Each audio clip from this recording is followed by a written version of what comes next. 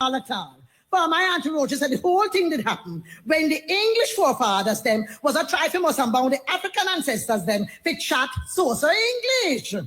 But the African ancestors them pop them. Yes, them pop them. For them disguise of the English and the African in such a way that them still couldn't understand them. Listen on. And up to today, I do plenty with Jamaica what them got English in it. Hey, no English man, they can't understand what we are saying. We don't want them understand. Yes, that's true. Yes, Mrs.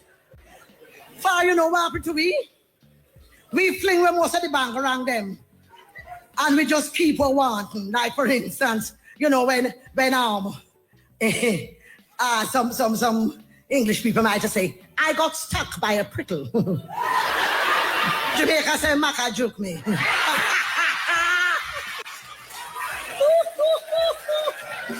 Yes, man. And when them English, go away, here we go. Yes, man, and we have a way, see, to make the word we say sound like where the same thing we are talking about look like. For when we say your bugu yaka, you know right away say your bugu yaka. But if we say your bunu no, that be nice, yes. Then when we say something ruku, you know it's shaky. Yeah, man. Then you know what you English people have a way, them say bad, worst. We don't say so. We don't top this up. We say bad, worse, yes, man. And when the same thing was done, we say was Then now another thing. You know when the English them I say about if them talk to one somebody, them say you. And them talk to 1,000 somebody, them say you. When we talk to one somebody, we say you. When we talk to more than one somebody, we say no. Yes, man. No, man, we don't have to shame and nothing at all. No, son. Then now, you see like how it look like fenke, for instance. If we say something fenke and pia, you know, say weak, you know. But when we say something talawa, you know, say strong. Yes, child, we not have to shame at all. Like one fool Jamaica girl when it come to England, you know, and them ask her to sing one Jamaica folk song, say mama, then catch papa. Hear the fool girl. Mother, the apprehended father. Lots. Then, my dear child, them go ask her to sing another one. And this one is Mati Walla left, you know. Me now, where Mati Walla left. Hear the fool girl. I don't want. I don't want what Matty eats and leaves. Are rodents and mosquitoes crashing your space? Kick them out. Louise Bennett. The big event today is going to be happening in St. Andrew. And so you are being asked to attend. Yes, you're being asked to go. September 7, of course, Miss Lou's birthday, 106th birthday. So join members of the Louise Bennett Coverley Festival Committee. And they're going to be in Miss Lou Square, and that is in Gordon Town, St. Andrew, today, Sunday, September 7, at 2 p.m. So carry your flowers, recite a poem, sing happy birthday to Miss Lou, and let's celebrate our cultural queen and hero. So that's happening today in Gordon Town, St. Andrew, Miss Lou Square. Remember, we did go up there, go thing there. Go open Miss Lou Square, and we broadcast live from there from about 5 o'clock or maybe before that in the evening, right up until nearly midnight or thereabouts. What a day into night that was. It was beautiful, brilliant. Quite something when they unveiled the statue there of Miss Lou. That's a few years ago. So go to Gordon Town and go to Miss Lou Square and check that out today. Be a part of that. And them say you have to come and recite a poem. So make sure you go ready for recite a poem and get ready for be part of the singing of a happy birthday to Miss Lou and bring flowers too. Me don't know why I'm saying if bring flowers, but bring flowers. So them say bring some flowers. Well, maybe as you know, probably to put out the statue. I don't know. But anyway, them said, bring some flowers, recite a poem, sing happy birthday to Miss Lou, and celebrate our cultural queen and hero today, September 7 in Gordon Town, St. Andrew. Miss Lou Square. Make sure you go. Time in Ira FM is now 6:46. And got a guest in the studio. My very special guest in the studio is Priest Wesley Kelly, High Priest of the Royal Ethiopian Judah Coptic Church, overseer of the Ethio-African Theological Union Policy. And he's joining me in the studio to talk a little bit about that this morning. Greetings, my brother, Priest Kelly.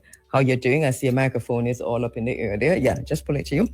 Thank you so much for coming in, Priest Kelly, this early in the morning. Good to have you, my brother. Thank you very much for sharing this moment and to share this moment with the radio land of Ira FM, the number one station that is provided for our benefit as the Rastafarian family through this name Ira. I give thanks to share this moment with the eye. All right, Priest Kelly, we say you're the High Priest of the Royal Ethiopian Judah Coptic Church. Everybody know you. I mean, you're well known in Jamaica. You're well known in the Rastafari community. But some of these people might not know. The High Priest of the Royal Ethiopian Judah Coptic Church. Let's talk about that first. And then overseer of the Ethio-African Theological Union Policy. So let's start with the Royal Ethiopian Judah Coptic Church. Tell us about that. And is that different from the one that we know in St. Thomas, which is a Judah Coptic Church?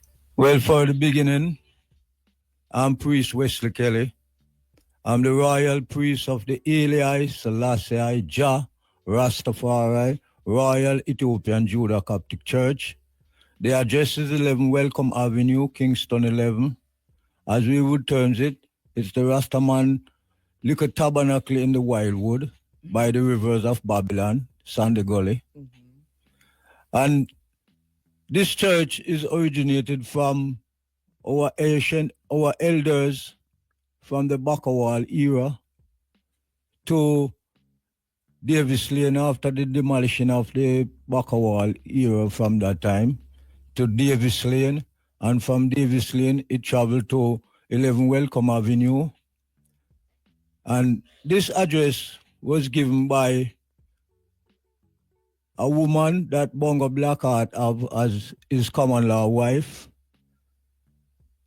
She gave it as a widow's mite because she was a widow at that time. You're talking the land itself, where the church is now. Yes, the land that she's given. Mm-hmm. And that woman donated that spot of land to the Rastafari community. Mm-hmm. And that was the place that in those early 66, 67, after his majesty visit here, it was the only place in the island that the Rastaman could gather and not being disturbed by the security forces. You're serious? Yeah, in 11 Welcome Avenue. Mm-hmm. And that was where the late Prime Minister, Mr. Michael Manley, visit and make certain proposal, even by visiting and carrying a pound weight of ganja, and a proposal to give a portion of land in the western side of the island to build the first Rastafari community. And that land was designated as the prospect land between Westmoreland and St. Elizabeth. All right. So basically you're saying this address where the church is now given as a widow's mite at 11 Welcome Avenue in Kingston, that as the assembly of the elders, that the former Prime Minister himself, Michael Manley, visited. Yes. Which year was that? Was it in the 80s? In or the 70s? 60s, in the 70s, while is his ruling time up that time. And In the and you're 70s. saying I hear you saying that when he got there, he in his conversation with the elders and the brethren, Yeah, he made a promise, Yes, which was what? to grant them a portion of land within the borders between Westmoreland and St. Elizabeth to build the first Rastafari community that they could take the Rastas them off the street. Did he grant that land? Well, how it work out is like the ancients of the Nyabingi house denied that request and said it is a political bribe. Michael Mann is trying to bribe the Rastas them. So they rejected it. So they rejected that portion of land that is in prospect between Westmoreland and St. Elizabeth. That would be the first community that was supposed to build within the three county of the island, Cornwall, Middlesex, and Surrey, that is designated as Abraham, Isaac, and Jacob. Were you at that meeting when Michael Mann? Well, I was a young man at that time within that ages. And as a young man in those ages, you couldn't speak because the elders them say you just a come. So you have to just sit down and listen. But you heard what he said. I was there. Okay. I and Kenneth Garden was the two youngest man. He were from Westmoreland and I were from Portland. So they call us East and West. I and Mr. Garden. So it was at that time you were accompanied by Philip Jackson and the Minister of I'm coming to you, my dear. Well, when you remember, Because it's a long time, go you ahead, know. and when you remember, you It's come back Mr. in. Francis Toller was the Speaker of the House, Arnold Bertram, and many more that come with them at that He was time. at education or something like that at the time. With that time, see? And those were requested, and it was there that he were given the idea how to run Jamaica. He didn't go to Britain, he didn't go to America, he didn't go to Israel to ask. He came to the Rastafari community and asked the elders how he gonna get to govern this country. And he were told by the elders named Bongolide, Lyde Maver, we call him Zerubbabel, as an elder before. He is the elder amongst us, different from Bongo Blackheart. He was the ancient elder amongst us. And Bongolide give him the knowledge of how crash program, land lease, and Jamal, and many more how to run the country. So all of that was discussed in that meeting. In that meeting at 11 Welcome Avenue. All right. Okay, so I want to come back to some of that, but to say quickly that so the at that time was the church. This was a church, right? And it was known at that time as a Royal Ethiopian Judah Coptic Church, or did it become that later on? It was that name from significant by the elders named Bongolide, who said he got a vision to build a place that is called by His Majesty name. And that's how that church erected there at 11 Welcome Avenue. There's another Judah Coptic church in Jamaica. Is it related to that, or they're two separate Judah Coptics? Well, I only know of the El Selassie Rastafari Royal Ethiopian Judah Coptic Church was the original from 67. I don't know of you don't know of another one. Okay. All right. And you're also, Priest Kelly, overseer of the Ethio-African Theological Union policy. The ETOP. Right. Yes. ETOP, Yes. for short. What is that? That is a document that the Brethren have originated to fulfill the cry of Mr. Siago. If there's anyone suitable to fulfill the gap of the one-party government in the 1980s.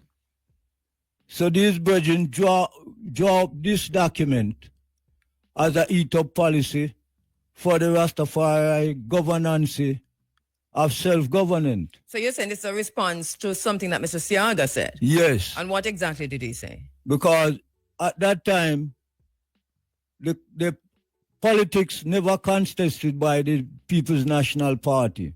So it was a one government in the parliament at that time. Mm-hmm. And he requested if anyone is capable enough to stand up and represent the people. Mm-hmm. And the beloved brethren them draft up this document as a eat-up policy to show that there is a governance here to represent the people through the theocratic government that were given to us by His Majesty in 1966 and the Ethiopian Constitution. Mm-hmm. So that was why the eat-up policy were established from the Royal Ethiopian Judah Coptic. Did you have any discussion with Mr. Siaga himself on it? And if any, what did he say?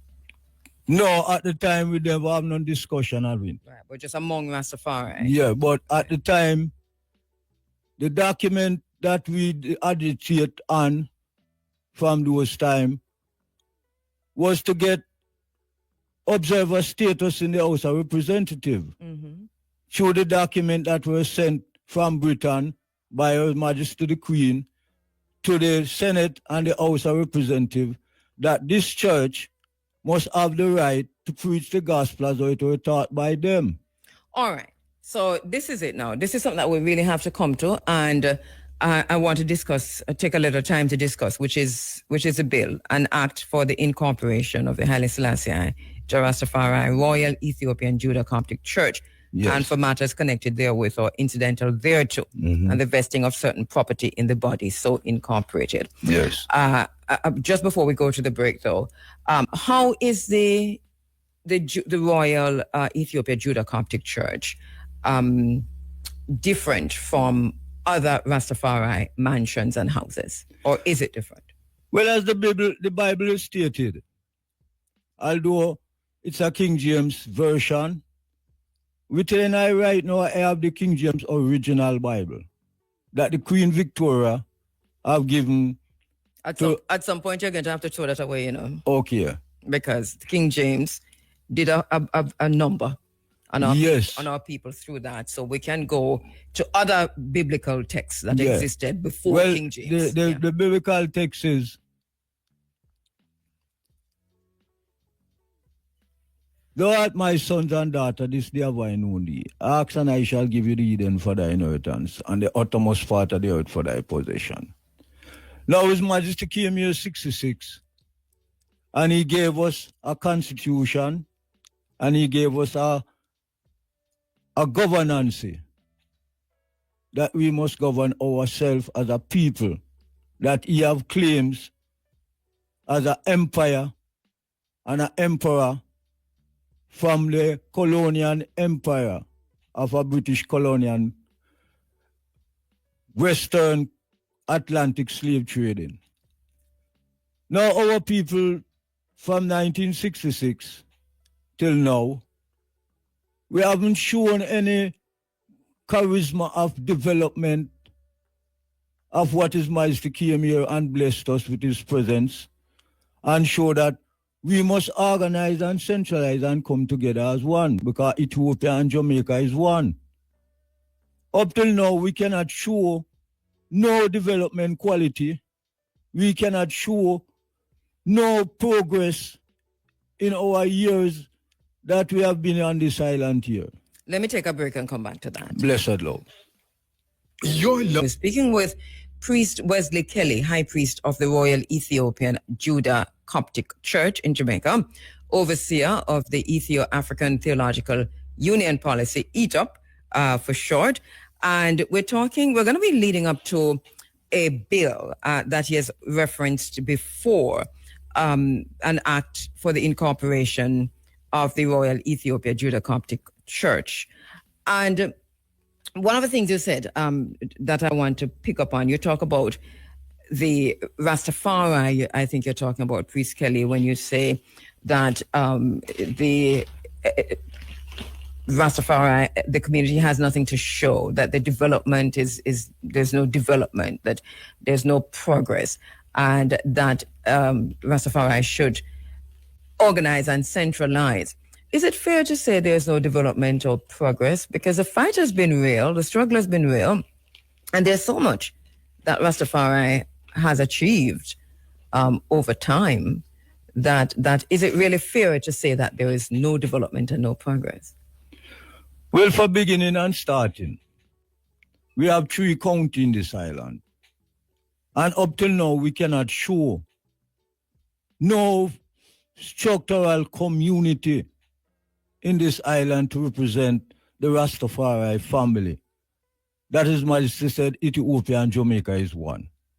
There is no structural. We only hear voices and words, Rasta community all around. But there is no structural community there. You cannot prove it. A government of Rastafari that rule this community, just like how you have gated communities building up all over the island. We as Rastafari family from Bakawal days to Pinnacle. Pinnacle was the strivingness community. Bakawal was just a garbage dump.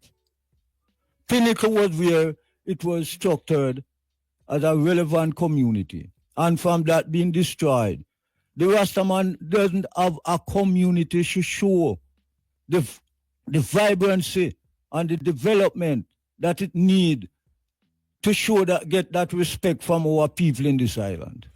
And so you're saying over all the attempts over the years, because I've been witness, we talk about bearing witness, I've witnessed numerous attempts by Rastafari to organize and centralize.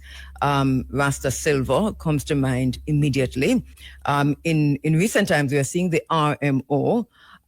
But in between that, there have been many, many, many attempts for Rastafari to organize and centralize. What do you think is a reason for, or reasons for, all of these attempts to have been waylaid or pushed aside? Yes. It is because the Rastaman them don't realize the blessing that were given from 1966 by His Majesty and the victory that we have gained by His presence coming here. We were given that glorious blessing. And 1963, when the Prime Minister said, bring in all Rasta dead or alive. We were given a blessing by 1966 after 63 aggression around the island. It's not just in Montego Bay, but it's on an all-island proclamation. And the fullness is, I have seen a lot of mansions springing up. But the representative of the house, as it said, in my father's house, there are many mansions. And that is what is causing the division. We have too much mansion, that's why they have it to term said, we are too much splintered groups. We do not respect the house that is called by His Majesty name. And which house is that? And that is the Haile Selassie Jah Rastafari Royal Ethiopian Judah Coptic Church. And yet there's another that I know that's called the Haile Selassie School of Vision, for example. School, listen, my sister. No, I'm saying that's called by His Majesty's name. That's School of Vision. Mm-hmm. That's a mansion.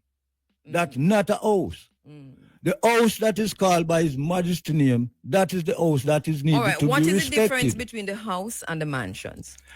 The mansions are different separated places, but the house is the representative of the fathers and the elders. In my father's house, there are many mansions. And it said, upon this rock I build my church, and the gate of hell cannot prevail over it. But the point you're making, isn't this one of the main reasons why the efforts to organize and centralize cannot happen? Because everyone is claiming the right to exist as a mansion or as a house, the sovereignty of each Rastafari house or mansion. That everyone say, I am, we are, this is where you have to be. And as I explained to you again, my sister, it said, in my father's house, there are many mansions. It never said in my father's mansion, there are many houses. So let me ask you, so which Rastafari house or mansion was the very first one at the very beginning? Well, as I said, it formulated from the Bakawal era, right? And which house or mansion came out of that? The formulation of the El Selassie and the Bobo house.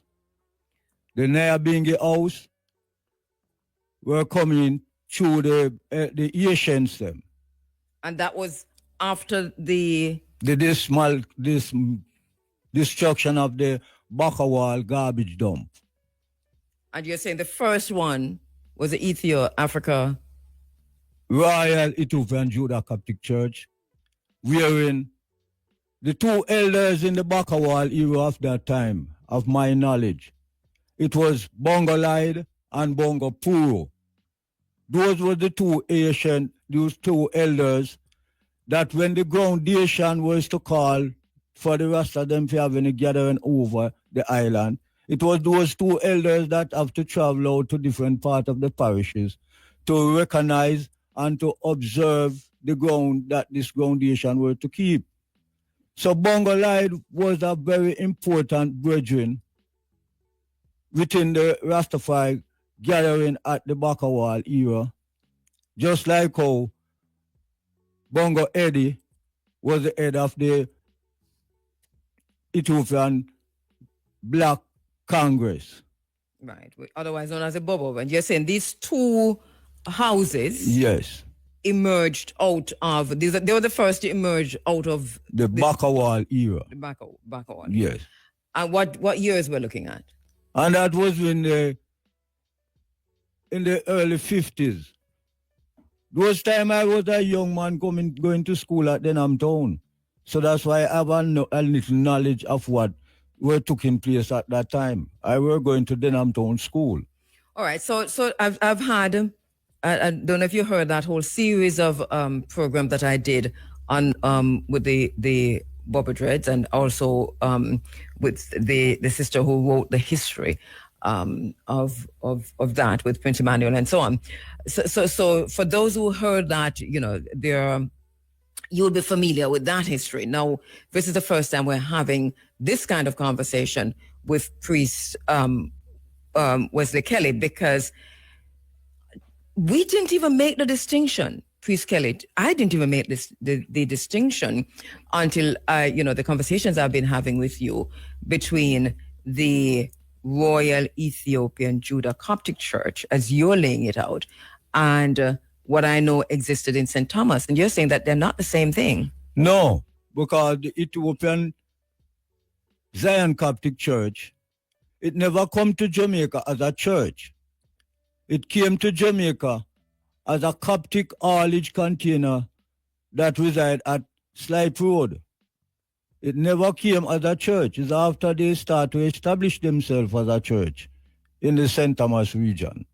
All right. So let us go now to the bill, because one of the things you're pointing to show the legitimacy of the Royal Ethiopian Judah Coptic Church is the bill, which is entitled An Act for the Incorporation of the Haile Selassie, the First Jarastafari Royal Ethiopian Judah Coptic Church, and for matters connected therewith or incidental thereto, and the vesting of certain property in the body so incorporated. And it says, whereas a person hereinafter named and other persons inhabitants of this island have been associated together under the name the Haile Selassie the First Jarastafari Royal Ethiopian Judah Coptic Church for the teaching and spread of the gospel as taught by them, etc., etc. So it is not very long, but I can't read all of it on air, and we'll tell you where to find it. But then suffice to say that it goes on to say, be it enacted by the Queen's most excellent majesty, by and with the advice and consent of the Senate and House of Representatives of Jamaica, and by the authority of the same as follows. And it goes on, and you'll tell us about that. So this bill that I'm reading from, 2 pages, well, because we're on this paper says about 3 pages. This is, how credible is this document that we're looking at, His Majesty? Well, the credibility of it, you see, it was in 2015 that when the Rastafari organization, Mansions, and the church marched from Mandela Park to Jamaica House. And we were instructed to go to the Prime Minister's office in Jamaica House. Let me share something with the island and the people. On the way down, escorting by the security of the Jamaica House, I was told by this barrister woman from England, Anna Barrington. She stopped me in the track and said twice, Priest Kelly, when you go before the Prime Minister, we are asking you not to say nothing at all. I comply, and we go inside. We all took our seat, and we addressed ourselves from which mansion and where we are from, Bonnie Whalers and Maxine Store and all these brethren that we visit there. And they share documents with the Prime Minister, human rights, indigenous people's rights, and musical copyrights. And during that time, they all share discussion with the Prime Minister, and the Prime Minister speak to them and get up out of his seat, the Honorable Dr. Andrew Holness, and come in front of I and said, but from I see you sitting down here, I've heard you say nothing at all. When him said that to I referenced to this Bill of Rights, where I said to him, so Mr. Minister, now that you have said something to I would like you to verify this document for me.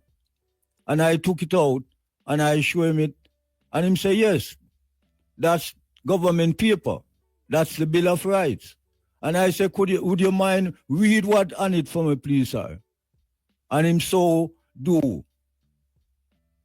So this is the document that he have verified to give me that authority to know that I can sit up here today to discuss this relevant document that have been ignored by all the mansions them in the island. And in essence, what is this bill saying? What is this bill saying? This bill is showing that this church, remember we have all different churches of the colonizers, but this church that have been recognized by the Queen Most Excellent Majesty that she sent to the Senate and the House of Representatives to remind them the power of authority that this church carry in this island, to show that in my father's house there are many mansions.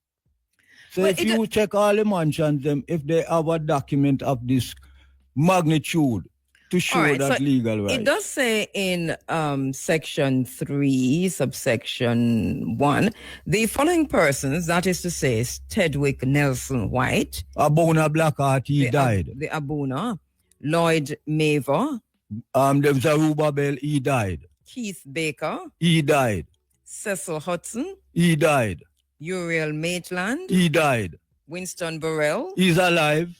And Wesley Kelly. Wesley Kelly. What do we know Winston Burrell as? Winston Burrell is just another member of the Ethiopian. Oh, so you know, like Bongo Burrell or Bongo Winston or nothing like that. Just Winston Burrell would have called him. Just a check to see if we know him by another name. Just say who. We call him Bongo Sachel. Bongo Sachel.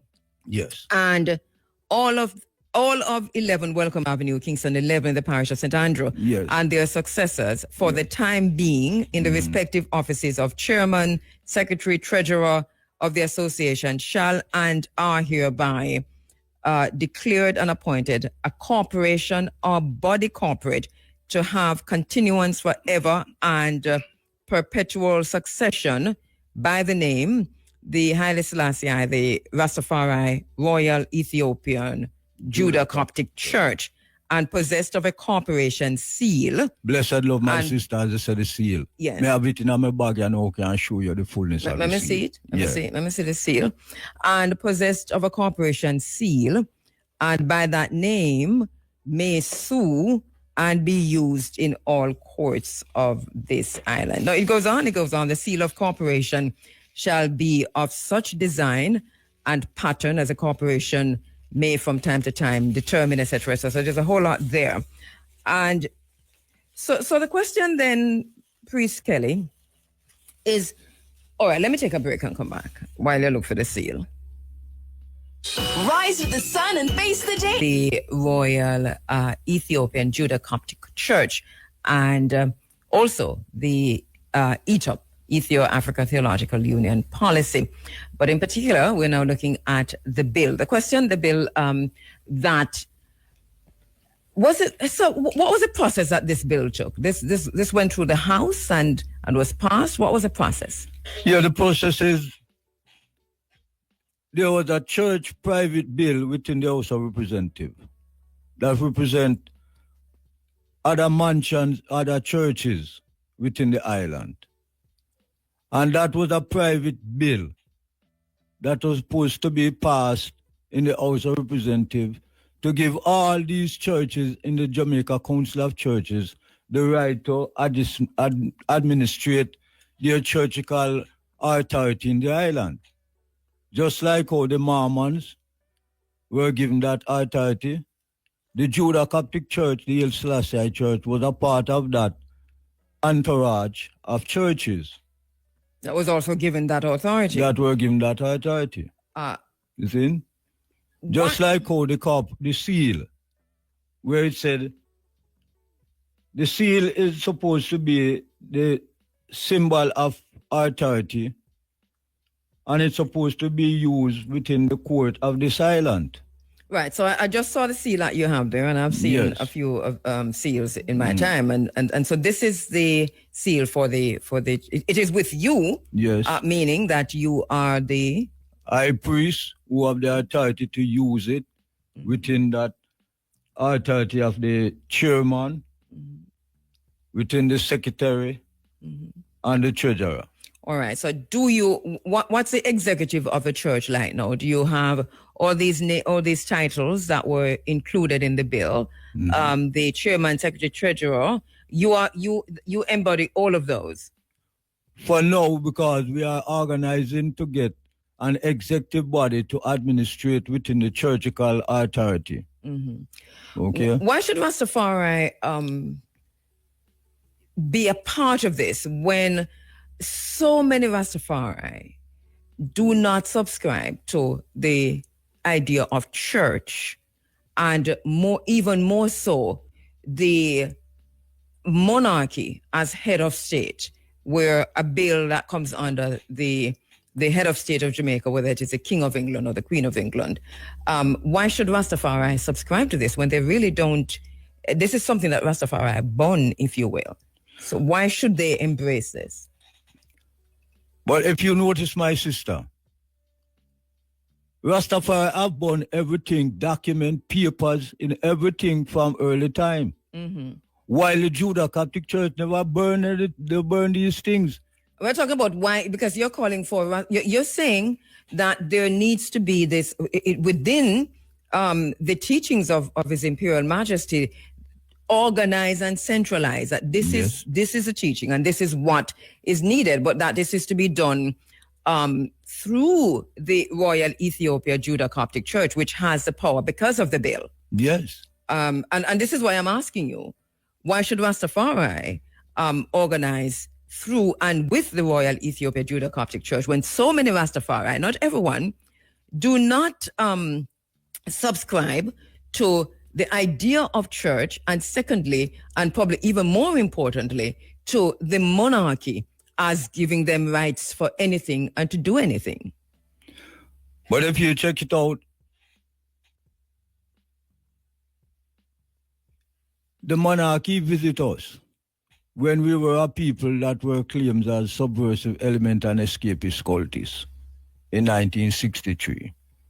He visited us in 1966 and he gave us blessing and even gave the elders our ancient gold medals and even provided a wealth for our development of a school. So the school was supposed to be the learning process of our people and a community for the development of our people in this island. Now, we are coming from a far back, and we are going to it in our ages now. We are supposed to be a people of reckoning in this island to show that we were claimed by an empire and an emperor from a colonial distinguished of rulers over us. So it is our time now for rise up and to show why we were recognized by the emperor of an empire. But one of the things the empire did also was to leave, if you will, the Ethiopian Orthodox Church. Yes, my sister, I give thanks you mentioned that. Because His Majesty came here in 1966. And the Ethiopian Orthodox Church was sent here in the 1970s to look about His Majesty business and to see that his people being recognized and to guard by the Toledo Orthodox faith. But the Ethiopian Orthodox Church, when they came here, they changed what also His Majesty gave them to do and joined with the Jamaica Council of Churches and disbarred His Majesty and disbarred the Rastaman work that is supposed to be done in this island. So that's why this church rise up as the E.L. Selassie Rastafari Judah Coptic Church, as the sanct book that Ras Ivai Tafari write said, Ethiopia have established church and monastery from a way back, and it's been carrying out the rules and the regulation of righteousness amongst our people. So it seems that when we come and see that Rastaman is burning churches, burning documents and literature, we are in... Figuratively, not literally. But so here's the thing. You said something about the Ethiopian Orthodox Church, which I think that we have to come back and look at a bit, which is to say, we saw the split in the Ethiopian Orthodox Church. Right. It did not originate in Jamaica. No. It originated from Ethiopia. So to say that, they disrespected His Majesty, yes, and all of that is partly true, because there was the church literally split in two because of that. So we had that schism, and the church that still it respects His Majesty and respects the original remains. These two churches, in the same way that the UNIA has split in two, and one is gone off another way, and the original for Molamu Marcus Mosiah Garvey UNIA still remains. The thing is to find which one is the original. Good. But it's not quite true to say that the Ethiopian Orthodox Church by itself disrespected His Majesty, because what happened was a schism and them split in two, with the original remaining. Good. So, but doesn't that make a difference then? You're saying the original is not on the island? Well, the original is still exists in Maxwell Avenue, and from it being here, it haven't been sure the charisma of development that is supposed to, because if it is coming from Ethiopia, why His Majesty set up an Ethiopian trust fund for the benefit of his people from Ethiopia to the diaspora, to the islands, and it as a representative of His Majesty work to be done in the island. The Church of the Ethiopian Orthodox Church should be established as a monastery, that not as a place that is not developed up till now. So why it is not developing? Why it is not being uphold by the work that's supposed to be done through the... when you say develop, what would you want to see that it is not doing? Empress, for a entity like the Ethiopian Orthodox Church, when I went there, it is in not a fully developed, structured, like how the Roman Catholic Church would be developed, or you'd say the Mormon's Church will come in after, developed so gigantic and glorious. It is still in a deplorable condition. It is not developed. And you're saying that what about the Royal Ethiopian Judah Coptic Church? Is that developed? And where are you? But let me take my sister. Well, hang on there. Let me take a quick break. And Priest Wesley Kelly is in the house. We're talking about the Royal Ethiopian Judah Coptic Church and the bill that Priest Kelly is telling us that this bill was passed in the House, and this was part of the wider, and we do remember that time, the wider push by the government over time to incorporate churches and to ensure that even cultural groups that were operating as churches, that they could be properly licensed, if you will. So there is this bill, legalese and all, and which Priest Kelly is telling us that was also verified by the now Prime Minister Andrew Holness. We were talking about the Ethiopian Orthodox Church and the Royal Ethiopian Judah Coptic Church. In terms of development, you're saying the Ethiopian Church isn't developed, and so the point I raised was, to what extent is the Royal Ethiopian Judah Coptic Church not developed, and could it be that the reason for the problems, as you see them, the challenges within the Ethiopian Orthodox Church, that they're similar to the same challenges that the Judah Coptic Church that would be happening? are going through. Yes. Yes. And that would be what? Because truth is being ignored by all mansions and all Rastafari brethren and sisters. It is in our, I would say, a position now that it needs to be repaired and to be structured in the right way that it can function properly. Mm-hmm. Then, yeah, and that is why I am so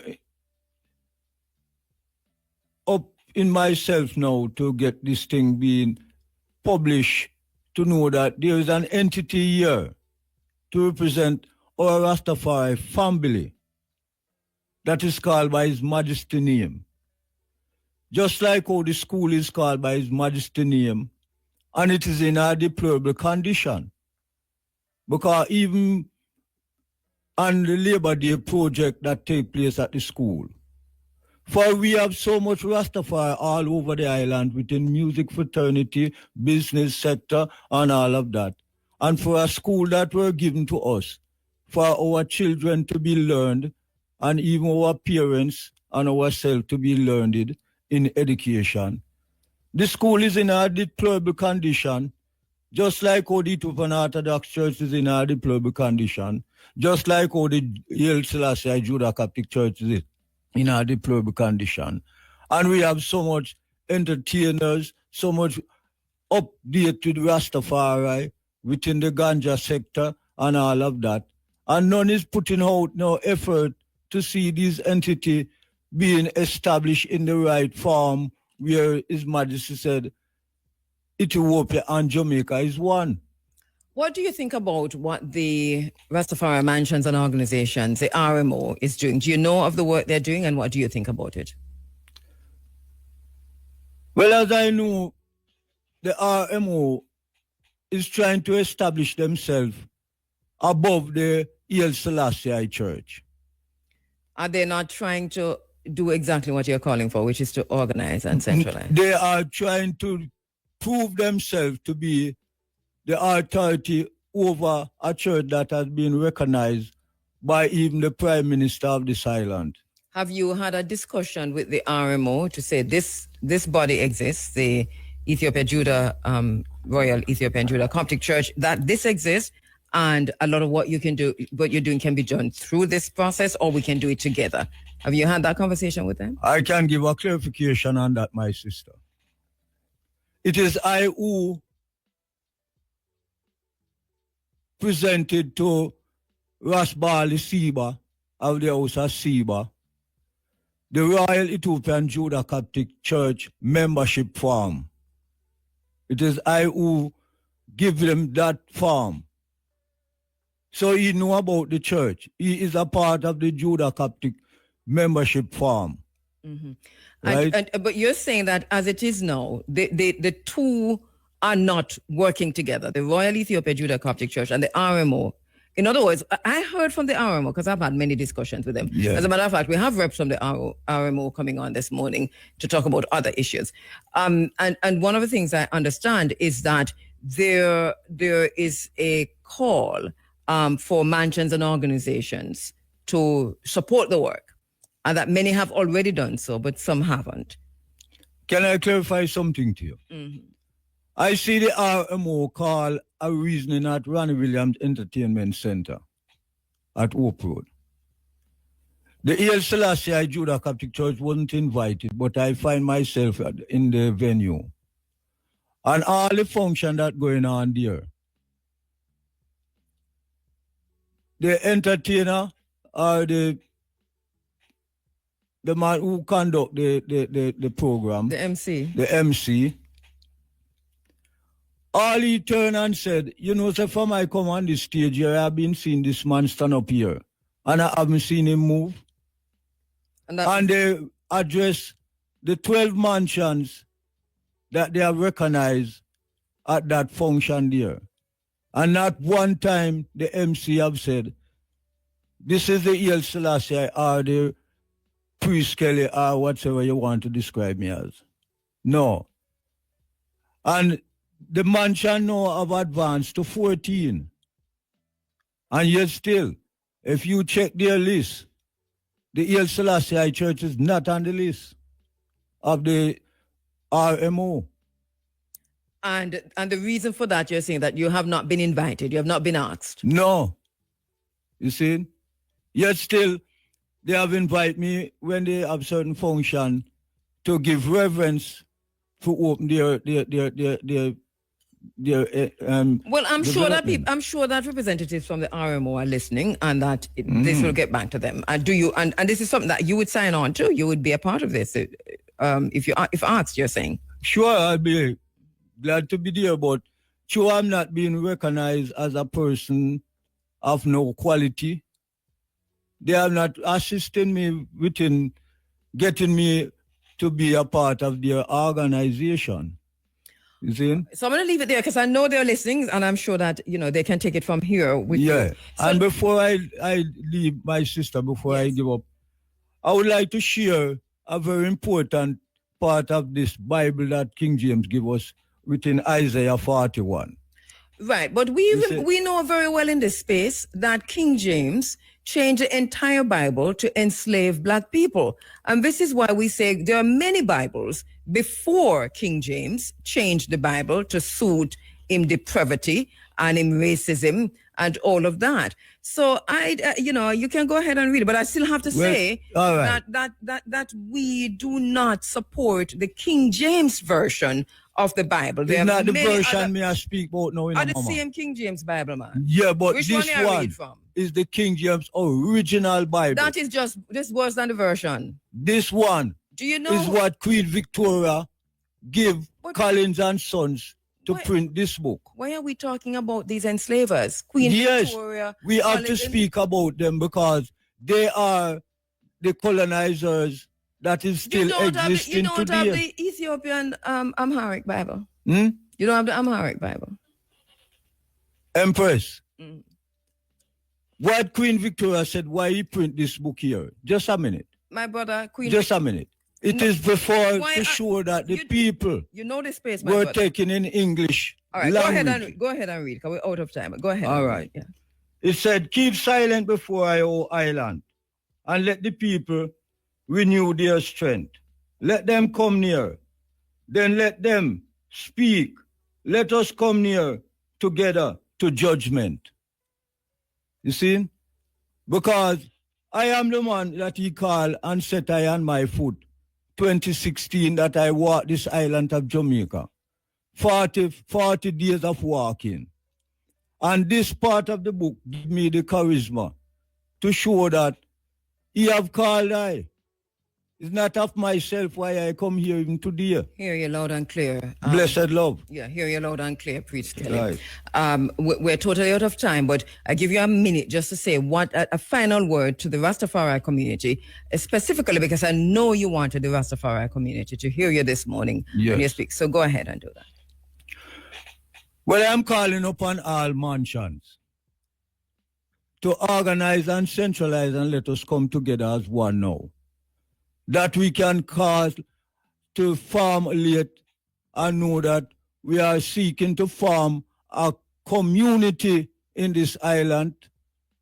And we are calling upon the Prime Minister, now that the people have given him a third time to rule, let him unite ourselves together, unite our people together, and not let it just end up as we are too black to succeed.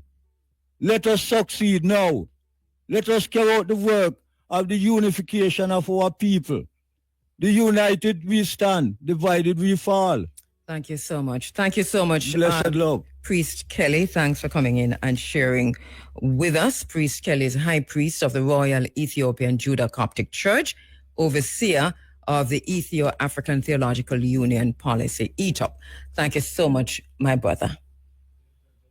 Safe, reliable, great value. Always buy from an authorized IGL dealer. The time by IGL is now 14 minutes going up to 8 o'clock. You're inside of the Africa Forum. This is Running African. Interesting article in the, sometimes we quote the Daily Mail inside of this program, and we really shouldn't. But out of the UK, interesting article coming out of the UK this morning. Headline reading, Jamaican Prime Minister called King Charles to say that he was not told that they were coming. Now, and then it goes on to say the Jamaican Prime Minister was blindsided by the Duke and Duchess of Sussex's visit to the Caribbean island nation last year, which left him in an awkward position with King Charles, it has been claimed. Theresa Roberts, Jamaica's ambassador for culture to the UK, told the Mail on Sunday that Harry and Meghan's surprise appearance at the premiere of Bob Marley's biopic One Love caused a diplomatic dilemma for Prime Minister Andrew Holness, who feared their attendance would be interpreted by the royal family as a political statement. But Ms. Roberts claimed Mr. Holness had no idea that Harry and Meghan were planning to attend the event and that the Prime Minister had felt compelled to make a phone call to Buckingham Palace to clarify that he had no prior knowledge of the couple being there. He wanted to assure the king that the meeting was not prearranged and that there was no ulterior motive. If this is true, then Prime Minister Holness must say something to the island that a African woman is coming into Jamaica, a black woman is coming into Jamaica, no matter how you look on her, and that who has been slaughtered in the media because of her African mother, and that the Prime Minister felt it necessary to take up the phone and call King Charles the most racist of them all because he never wanted a diplomatic situation. This is serious. This is not a simple situation. This to me is egregious. And one of the things that I think we need from the Prime Minister is a clarification on this article. We know the Daily Mail, or the Daily Fail, as many of us call it, lies all the time.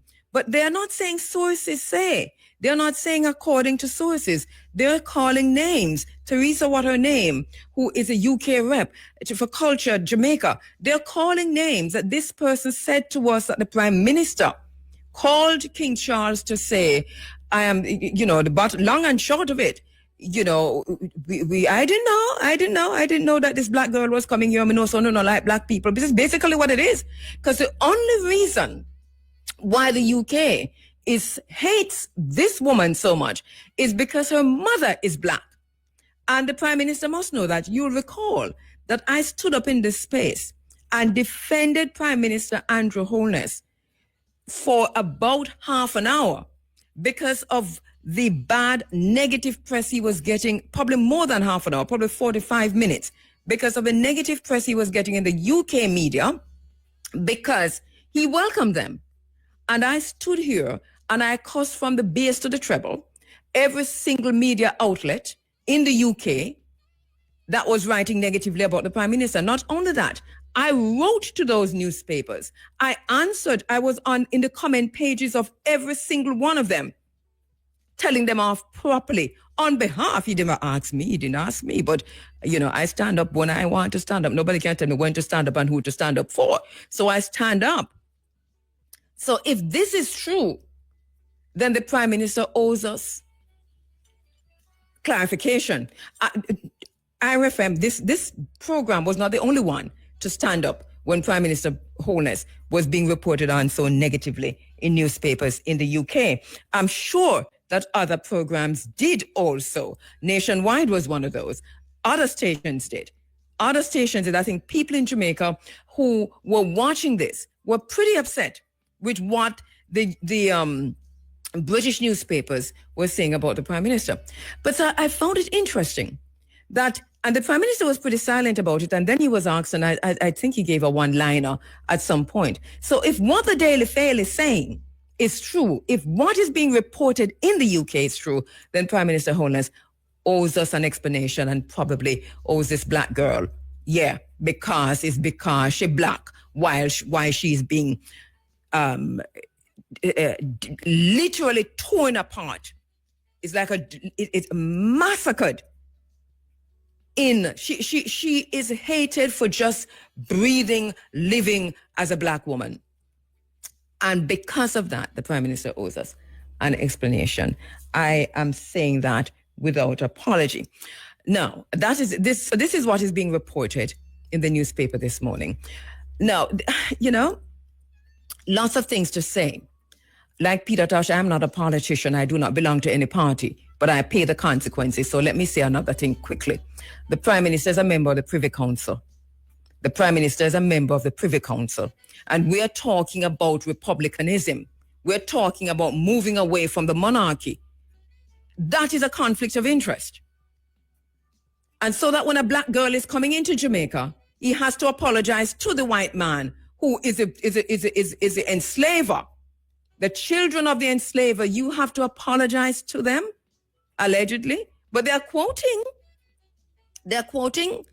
you need to call Teresa, because Teresa in the newspaper tell him all kind of something, them call her name. So I don't know if Teresa did call you before to say, I'm going to talk to the Daily Mail about this, the Mail on Sunday. But Teresa is out there saying everything, talking out the whole of your business. And it's not good business. It don't look good.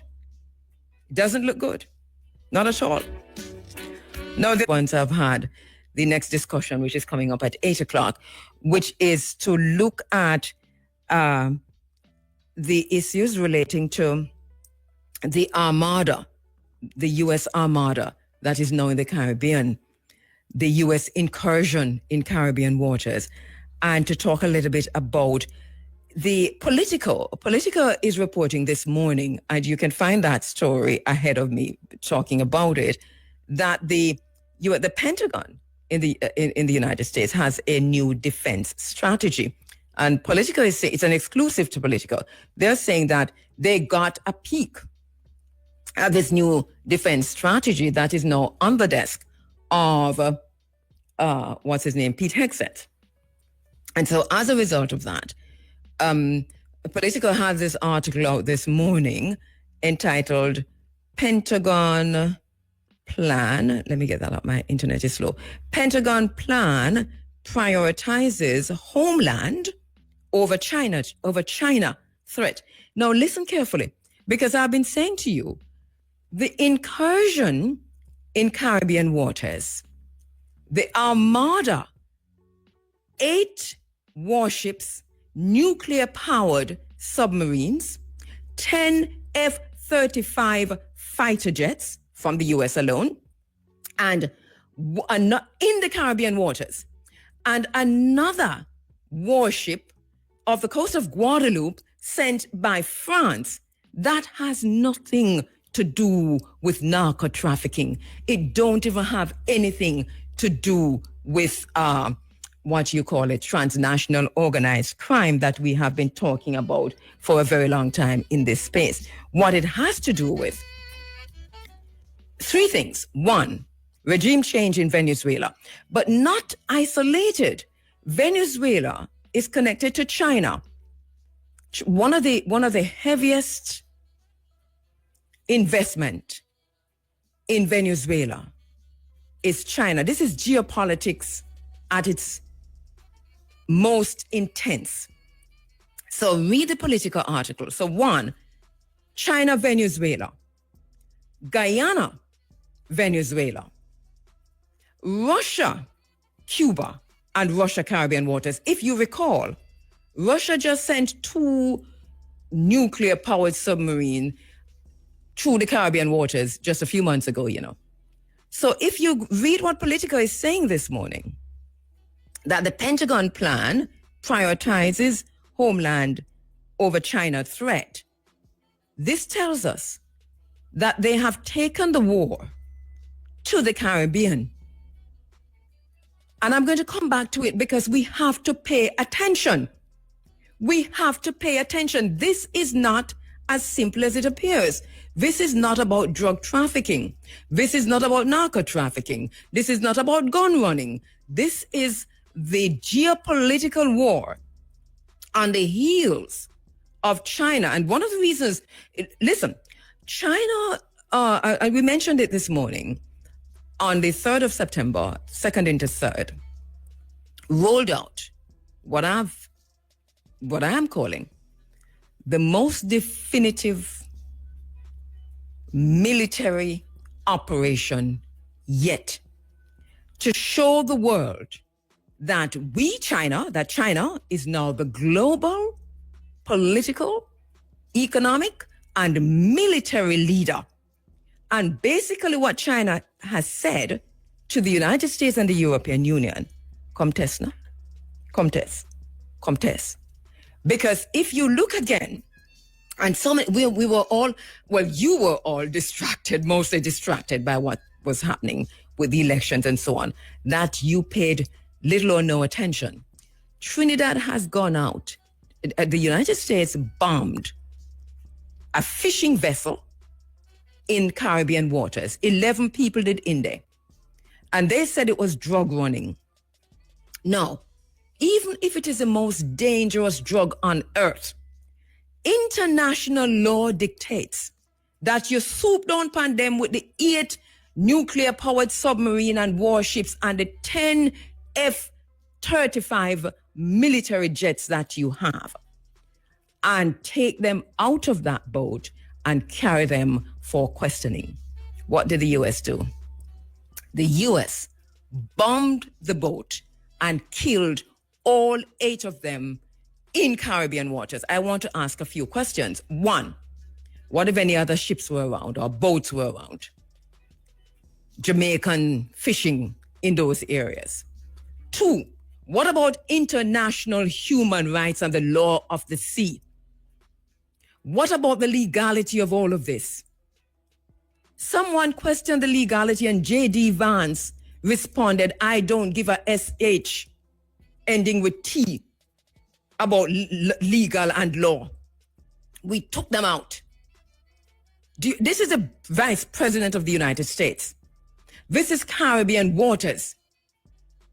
CARICOM has not said anything as CARICOM. CARICOM foreign ministers put out a wishy-washy statement just now.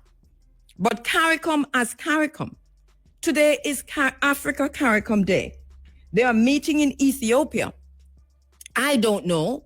I've been checking all the websites. I'm watching everything I can watch online. I have not seen a proper response from CARICOM. Jamaica is leading CARICOM this year. CARICOM is now in Jamaica. The Prime Minister is the head of CARICOM this year. Do you know what Trinidad said?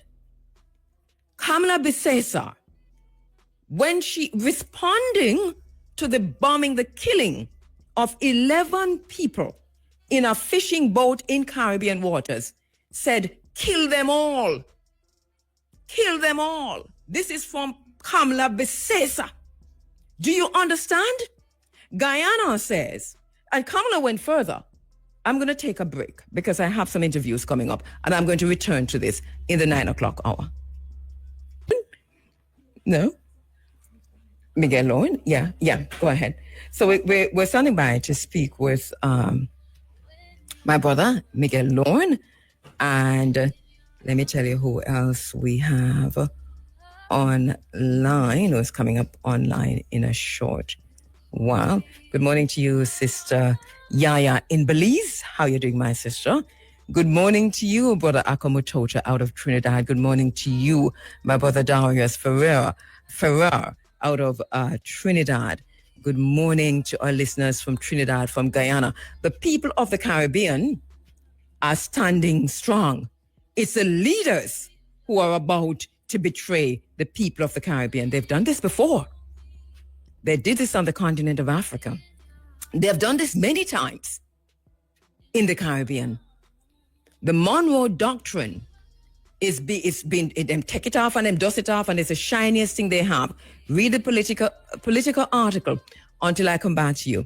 But we're standing by to speak with my brother Miguel Lorne and other members of the RMO, Rastafari Mansions and Organizations, and going to be talking about a few issues as we get ready to go back to school. A few issues that are of specific importance to Rastafari children. So, Brother Miguel Lorne, attorney, he represented the first legal case to remove a Rastafari youth from being barred from school because of his dreadlocks. So he's going to be putting that in historical perspective for us. Sitota Brissett is a recent graduate of Wolmer's High School who as a Rastafari student experienced multiple levels of discrimination and bullying from administrators and children. We're also going to be talking to a parent of a child currently attending a Rousseau Primary who is not Rastafari, but who has been asked by the school to cut her son's long hair. And Ras Ayunda, parent of a son who is experiencing several challenges at school. So we're standing by to speak with them. Wow, I'm sorry they're not online yet because we only have half an hour. We really are going to get off just about 8:30 because we have to. So I'm not quite sure what's happening. But if we could get to, even if we get Ras Miguel Lorne, our brother Miguel Lorne, alone, that will be fine if you can't get the others. You're wondering what happened, but I don't know if you picked up what happened. K. Ezekwe, did you pick up what happened just now? The legitimate Rastafari mansions and organizations for the purpose of harnessing the collective assets and resources of the Rastafari community in Jamaica. I think I do have. Let me see who I have. Brother Miguel, is that you? Yes, I'm here. Greetings, my brother. Anyone else with you? Do we have? No, I'm here. Yeah, somebody else is here. Who is this? Sitota. Yes, I. Sitota. All right. We're flying on one wing, Miguel, so you know how it goes. Yes. And it's a very interesting program so far. I'm so interested. I'm writing. Yes. You have raised numerous issues which are so important. My brother, and I want you to come back and we talk about some of them another time. But I want to start with you, Miguel, just to put things in historical perspective, because here we are again, going back to school, and our children are facing the very same issues. There's discrimination across the board, but specifically with Rastafari children. And you've been at the forefront of this. Tell us a little bit about your experience and kind of just contextualize where we are now with this struggle about representing yourself and your true identity as Rastafari in the Jamaican education system, in the school spaces. I agree with you that, we thought we had to solve this problem long ago, from 1984, 1985. When we had the Kirk Johnson case with the problem with Camperdown High School. Mm-hmm. Kirk had passed his scholarship to go to Camperdown, and Camperdown refused to take him because of his dreadlocks. We brought the matter to court. It was before justice. It came before previous judges who sort of hide it out, duck it out. Mm-hmm. Then it came before Justice Paul Harrison. I remember the case because I argued the case. Mm-hmm. And Paul Harrison ruled that he should be allowed to go to school. Mm-hmm. I drafted the order that the judge made. I served the order on the chairman of the Camperdown School Board. Yes. I served the order on the Ministry of Education. I served the order on the principal of the Camperdown High School. And so he started school. He started school. He missed about a term because while those legal machinations were taking place, he was not in school. But he started school after missing about a term. So I thought that issue was dealt with, and I used that precedent because we had other issues in school.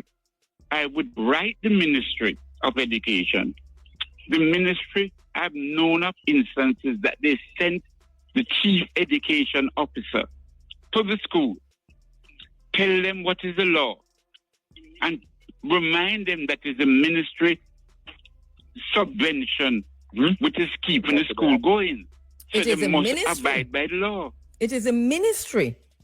Yeah. Because along the way, we hear from time to time that each school and the chair and the whole thing almost have some autonomy on this, and they're making their decisions. But continue. No, but I'm hearing from you now, Brother Miguel, that this is a ministry policy. Yeah, it is. It is. I'm certain of that. Because I would write the Ministry of Education. I would tell them the school. We're talking about schools like even St. George's College, that the ministry sent the chief education officer and tell them, no, you cannot have a policy of excluding a dreadlock Rastafarian. And many of the schools. Wow. I know we have... But what happened? Yes, what happened? Go ahead. When the recent case came up with Kensington School, you see what happened? My files were burnt up. There was a fire at the bottom arcade, which spread over to my building and burnt up all of my records. Wow. I searched the Supreme Court for the records and couldn't find them. Yes. Oh. So, yeah. But for the matter to be coming up, that's very, very, at this stage, Yeah. And we have Sitota is with you. Sitota Brissett, recent graduate of Wolmer's High School and a Rastafari. Your own experiences, you're a recent graduate, Sitota. How challenging was it for you, or was it easy peasy breezy? Okay, blessed morning, everyone. Greetings. Greetings. So, to talk about my challenges, it would start from prep school. That is where most of my discrimination started, because high school was more peer discrimination that kind of stemmed from ignorance. They just didn't know that there was someone that could not eat meat for their whole life and who observed these principles but could talk like this or whatever. So it was just foreign to them. So it was mostly peer discrimination in high school. But in prep school, when I had lost, because I pull out my long time. All right, okay, hang on for me, Sitota. Hang on for me, please. Somebody has their radio on, and if you keep your radio on, then we won't be able to hear anything. Yes, go ahead, my sister. So you're saying at high school it was peer discrimination, but the challenges for you in terms of policy and school policy happened at the prep school level. Talk to me about that. Yes. So I had lost basically my whole time at prep school until grade 6 when I pulled them out before coming to high school. And around grade 4, I started to have them a bit more free form, like not getting twisted, like, getting a little bit Congo. And it really, the bullying started more then and not from my peers. I think mostly peer administration, they would make a little comment, tell me, oh, my ribbon don't look good where it is and stuff like that. And I think maybe like looking back now, because I developed this kind of subconscious habit to be taking my pencil and just be playing with my hair. And I started to like pull out my hair unknowingly with my pencil. And looking at the time, I just thought it was a little habit, but looking back, I could see that some of what they were saying was actually affecting me. And yeah, when I went to my mom about it, and I was like, I want to pull out my hair before I go to high school. And she was trying to ask me like, why? She knew that I was getting these comments, and Wow. Well, she didn't know everything, but she knew most about the peers. I don't think she knew much about higher administration. But she never forced me to say, like, you have to keep them. Because for me, Rastafari has been more like a liberty, you know, in my diet. And as I've been going to Nyabingi, being kind of raised within the village of Rastafari people. I'm also a member of the Ethiopian Orthodox Church. And that's a whole other thing with explaining to people that it's not only Rastafari members that come to my church and stuff like that. So what kept me grounded was the fact that my parents especially made me remember that my locks is not the only thing that makes me represent Rastafari. And it didn't stop discrimination, because even when I went to high school without locks, my name would open up a conversation for where I'm from, what's my culture, what's my religion. And people just your name, Sitota. Yes, I understand. I can totally identify with that, because they're doing it even when you're adults. So obviously, and you sound good. Let me just say that. You sound really good. So that against the backdrop of all of that, and for such a young person, and I hear the extent to which you give credit to your parents for holding you while you were going through all of that. Now you have graduated. What next for you? Are you off to university? Yes, I have started at the University of the West Indies, just completed my first week. So. Congratulations. All right, sounds good.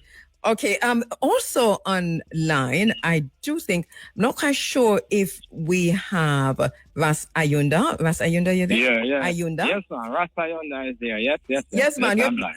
Greetings, my brother. Greetings, the one and all. You're the parent of a son who is experiencing several challenges at school. Yeah. Tell me. I have a prince and my princesses going to school. I have an issue with the ear, as Miguel and the eyes. So away from that, we have our next issue with, like, when they go to school in the morning, the praises after them left I and I home, after, Rastafari of life, of natural liberty, They go to the school now. When they reach at the school now, they must go into the Jesus worshiping, where kind of disturb I. Because even the youth, them naturally say, they rather go to school and stay in the classroom until the Jesus the church worshiping done in the morning.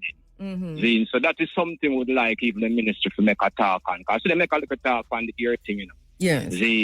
I would like to make them make a talk on the Jesus worshiping, where I and I faith, these are more towards life. And we teach you that way of life.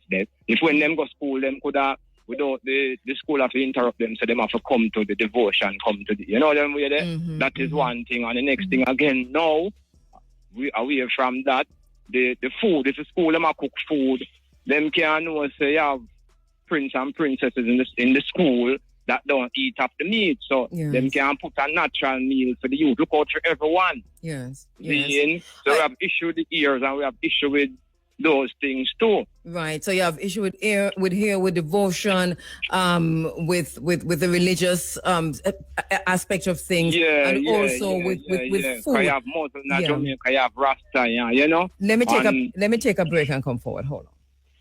When I need to order concrete for my big or small jobs, I order only solid concrete. Yes, solid concrete mix for my... Looking at the issues, the challenges facing Rastafari just across the board. And specifically, we're talking about some of the issues that the RMO are now kind of bringing the attorneys, the teachers, the resource persons, and those who are survivors and victims of the system against Rastafari even now. I'll tell you a little bit more about the RMO in a short while. We don't have a whole lot of time left. So one of the things I want to do is is my sister Shanna K. Blair there? Yes, I'm still here. Okay. So Shanna K., good morning. Greetings, my sister. You are also a parent? Yes, I am. And your child attend Rousseau Primary? No, he is supposed to attend Rousseau High School. That's the school he passed for. All right. From his PEP examination. All right. And he's coming from New Horizon Prep. Yeah. Tell me what's a particular issue and challenge with your darling little son? So from birth, he hasn't had a haircut because he had the asthma real bad. So the doctors had advised me that I should have cut the hair because it helps to protect the mole. However, he's been growing the hair from ever since. But it hasn't been dreadlocks, it just has been growing. So due to the fact that it was a prep school, I didn't have any problem with this hair. But transferring to high school now, they're informing me that they only allowed groomed young men or Rastafarians. So I asked the school, what is groomed? They said that the hair has to be an inch. The only length of the hair, it has to be an inch high the most and properly lined or whatever. So I said to them that my child hasn't had a haircut. So if it is that I want him to come to school and I want to work with the school rules, they informed me that they only accept Rasta differently from that they don't accept the hair. So I said to the principal, I got a letter from the Rasta organization, which is Mr. Vassell, and he's the CEO of that organization, saying that my child is affiliated with Rasta and all of that. So I said I'm going to lock the child here. So when I take my son in for school, the principal is letting me know that even if I lock the child here, they won't allow him to come to the school. Why? Because why? Because that is not, he's not a real Rasta. So I'm saying that's my right as a parent to decide if I want my child here to cut or not. So if I'm working with the school board and the guidelines then, and you understand, if I want to cut the child here, I understand totally. How is that affecting his education? That's not your job. Your job is to provide a safe and educational environment for my child. If I want to dreadlock the child here, that shouldn't affect him coming to school. You're going to let me know that you're not going to accept him all when we did him dreadlock the child here. So, and you have done that? His hair is now not? Yes. And she said she not accept it all if me do it. I said it to her. I said, at that time, I got the tam stitched and everything to matching khaki and all of that thing. You're well covered and all of that. She said, no, she still not accept it because I'm only going to lock the child here because I want him to keep it. That is not her decision. And Brother Miguel, because we only have a few minutes to go, and you've heard what the brother and the sister said, and our young sister too is also at university. Your response to all of that, and I know you're working with the RMO to help to yes, these parents. And really, when you do this thing for 40 odd years, almost 50 years, you get tired. Yes. So I don't want to talk to no government again. I don't want to talk to the minister again. What One thing I would suggest, we take it to court, and and so I hate to go talk to them. I keep talking. In the 1980s, I talk with them, the ministers. Them is just hypocrite. All of them is just hypocrite, may I tell you, when come on to dreadlocks Rasta. So do you recognize? So what? So okay. So basically, you know the root of this problem. Yes. And I discovered this root when I went to serve the papers at Camperdown, and then the order was that I must serve it on the school board. And the chairman of the school board, I had to go up to Meadowbrook. Camperdown is the Windward Road, I had to go up to Meadowbrook Church. That's the root of the problem, Most of these schools are church schools. It is written in the education policy that church members must be part of the board of most of these schools in Jamaica. And so that's the root of our problem. And these churches discriminate against dreadlocks Rastafari. In other words, they see us as a competing religion to them. But more than that, Miguel, you're not saying everything. They see it as blasphemy. This is basically the bottom line, because all religions are competing on the island. Rastafari, as a liberty, a way of life, and whether church you call it religious or otherwise, or whether you want to target faith-wise, is seen as blasphemy. And this is why we're getting the pushback. But even the hairstyle of locking your hair, even that is not. So this is a policing of black hair that is beyond the pale. So what's for you now, Shauna K? Where do you go from here? I know that the RMO is looking at your case. Yeah. No, I've been trying to get in contact with them. I got in contact with the head office in the Hero Circle, and they connect me to Region 4. I haven't been successful in getting contact to anybody in Region 4. So I'm going to visit the office tomorrow. You're being assisted by RMO, right? By the RMO? Rastafari Mansions and Organization? Yes. Brilliant. And my brother Ayunda, Yes. Where from here? Obviously the RMO is also assisting you? Yeah. Yeah. I am the one, you know? Yeah. Mm-hmm. So. Yes. Go ahead. Who am I hearing? Is it Shauna K? Is that you, Shauna? No, that's no. Ayonda. Sitota. Yeah, go ahead, Sitota. Just a message, really, to the parents, because yes, like we have to focus on the policy and law, but I think you also need to look at the child's emotional state, because yes, and he was devastated because this is a child. Remember, I know, I'm looking at it from all angles. If the child hasn't had a haircut, I don't know what kind of impact it's going to have on him. He's terrified. I see that is resonating with you. Let me just have Sitota, because this is a very important point that you're making with the parents who are listening widely. Go ahead. Yeah. Yes, go ahead, Sitota. Yeah. So basically, I just need parents to ensure that the child has confidence, because this is all an effort to also shut up the person, because they don't expect people that look a certain way to be competent sometimes.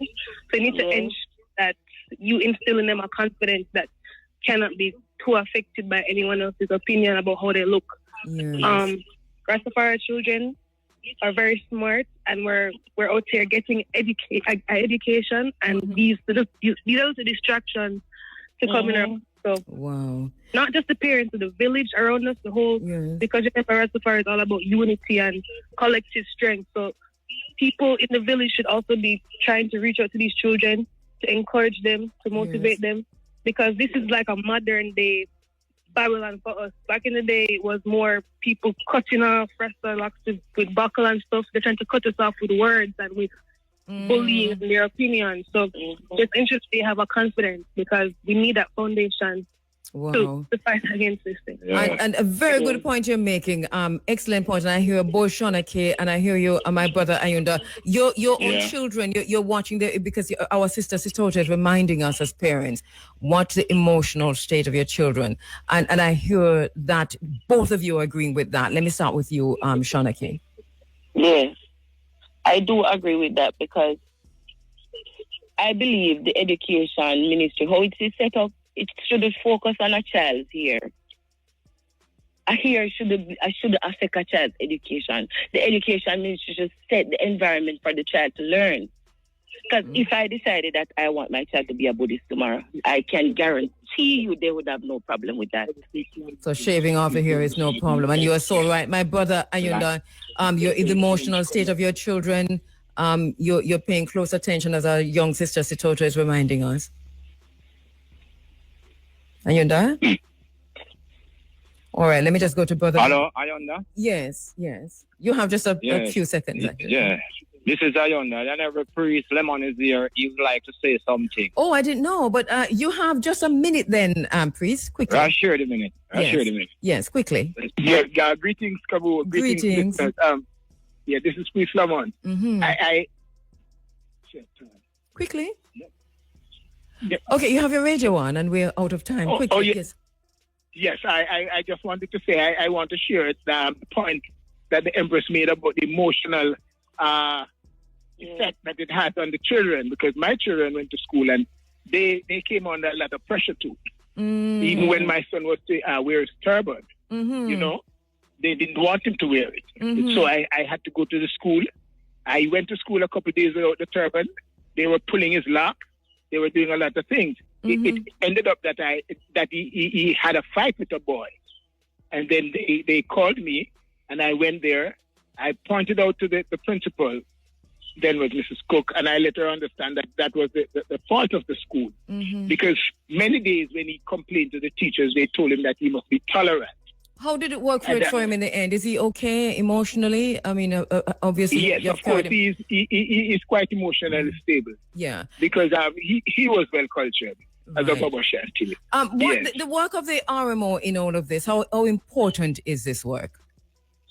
it's very important because it's giving a collective voice to the problems that we are having. Yes, brilliant. Because some of the times when it's individual, then you come under so much buffeting. There's strength in numbers. Like my case, they called like 19 persons in the office to try to dissuade me from letting them know that my son has his rights to wear it. No, they know. I'm cutting you off because we're out of time, but no, they know that there is a serious organization, the Rastafari Mansions, an organization behind Rastafari and people of culture. Miguel, Brother Miguel, we're out of time. One quick 15 seconds. I just want to remind. Yes. It's three arms of government. Government means legislative, executive, and judiciary. The judiciary. All right, so somebody's talking online. Miguel? The judiciary. Yes. Even at the Court of Appeal level, I've represented, for example, we had a case with about a dozen Rastafarians from House of Dread next door to Rasaimo. Miguel, we're out of time. Yes, all right. Well, and even at the Court of Appeal level, they said that dreadlocks can come in court with their turban. All right. And with the rest of the government. We'll link you back, Miguel. I'm so sorry. Judiciary. I'm so sorry. Right. Thank you. I'm so sorry. Yes. Good morning. There are 8 warships, 2 nuclear-powered submarines, 10 F-35 fighter jets. That's from the U.S. alone. And from France, I haven't checked to see what kind of ship it is or what warship, but they have sent a warship, and it's off the coast of Guadeloupe, and they've said that they are supporting America's push to fight drug trafficking in these South Caribbean waters. They're pinpointing Venezuela because Venezuela is a go-to, right? And they're talking about Tren de Agua, and they're using some Spanish words and some Portuguese words and all kind of words to confuse us. The same thing they did with the names and the Arab language now after weapons of mass destruction in Iraq and so on, and Al-Qaeda. And when you hear the name Muhammad and you hear, Allahu Akbar and all of those, these are now trigger points for a lot of people to say that the people who speak these languages, the people who have this tongue, are terrorists. So they're doing this now with the Latin America language, and we say, I don't know why we're saying Latin America, but we use it for purposes of this conversation. So Venezuela, Colombia, and so on. Not Spain. Oh God, no, not Spain at all. It has Colombia, Venezuela, Cuba, and so on. So we are now beginning. It's manufacturing consent, and it's a programming of another group of people. They've now parked themselves in the Caribbean and are now manufacturing consent for the killing of South Americans, Caribbean people. They're parked. They just go and look at the graphics of how they are controlling the Caribbean waters. The fact that we haven't been hearing a whole lot about this tells us much more than we wanted to know.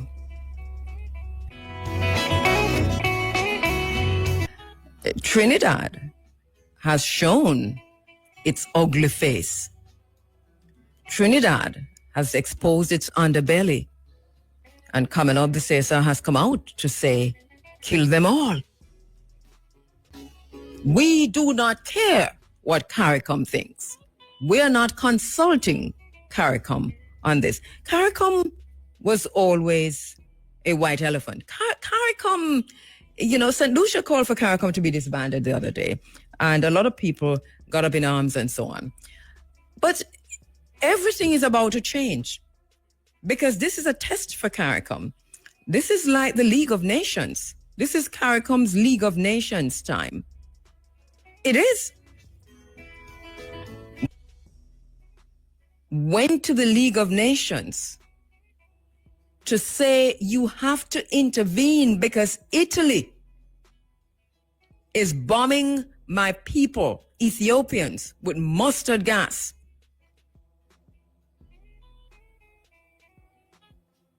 And so, CARICOM foreign ministers, though, have met. They've come out with what I call a very wishy-washy statement. They have collectively raised concerns, and this is being reported in Barbados. This is not reported up to just the few minutes ago that I checked. This hasn't been reported anywhere else. So this is being reported in one newspaper in Barbados. So I don't even know if I should take it with a grain of salt. But anyway, here we go. And another thing I should say, that I was just going through the newspapers just now, and I haven't read it yet, but I noted last week that the editorial in the Sunday Gleaner spoke specifically to this as a warning. And today's Sunday Gleaner editorial again is speaking specifically to this matter as a warning. So I must commend the Sunday Gleaner, the Jamaica Gleaner, for not letting it go. A little bit late to the party, but on it in the way that you should. Now, it is the RJR Gleaner Group, so we need to hear it across your platforms. You have a whole lot of stations. I am speaking specifically now to media. And in this situation, we are no different from any other media. Because if media turns a blind eye to what is happening in the Caribbean waters, then we are a threat to democracy. Have met over and they have said they are concerned over the U.S. military buildup in the Caribbean community. And the foreign ministers have collectively said they raised concerns about the expanding U.S. military presence off the coast of Venezuela. They are urging the United States to provide reassurance that any military operation will not undermine regional stability or occur without prior consultation. Now, look here. Your sister, the CARICOM foreign ministers, I mean, what is this? What is this? You're saying to America, give us assurance that these military operations now go affect we, then which affect? It's in the Caribbean waters. Whoever they bomb today, they will bomb one of you tomorrow. They are already parked in the Caribbean waters, and not for the reason that they say they are there. So this give us assurance is a bag of bull. This give us assurance is a cowardly way, a spineless way, an amoeba kind of foolishness way to get out of this situation. So CARICOM foreign ministers, you have to come again. They are requesting prior notification, and they are requesting formal dialogue. So they've sent a letter. They said they sent a letter. We don't know if them sent it, but at least them drafted the letter. And Dr. Denzel Douglas, ministers, who is a chair, and he's requesting that Washington offer advance notice where feasible. So the letter is requesting, give us advance notice. Oh, only if you can. Where feasible, right? We're just writing this but only where feasible. Remember, we said where feasible. That's what. Requesting that Washington offer advance notice where feasible of military actions that could affect the Caribbean. Washington has already bombed a boat in the Caribbean waters. 11 people were in that boat. Everyone who's looked at that said one is either AI or two, that was not a boat that was trafficking drugs. That might have been fishermen or something else, but it definitely wasn't a narco trafficking. And even if it was narco trafficking, do you bomb a boat in the Caribbean with your military might of 8 submarines, warships, nuclear powered, and 10 F-35s, one little boat in the Caribbean with 11 people? Do you bomb it? What about the rule of law? J.D. Vance says he doesn't give a SH about the rule of law. He said it. Go and check his Twitter feed. Follow them on Twitter and Truth Social.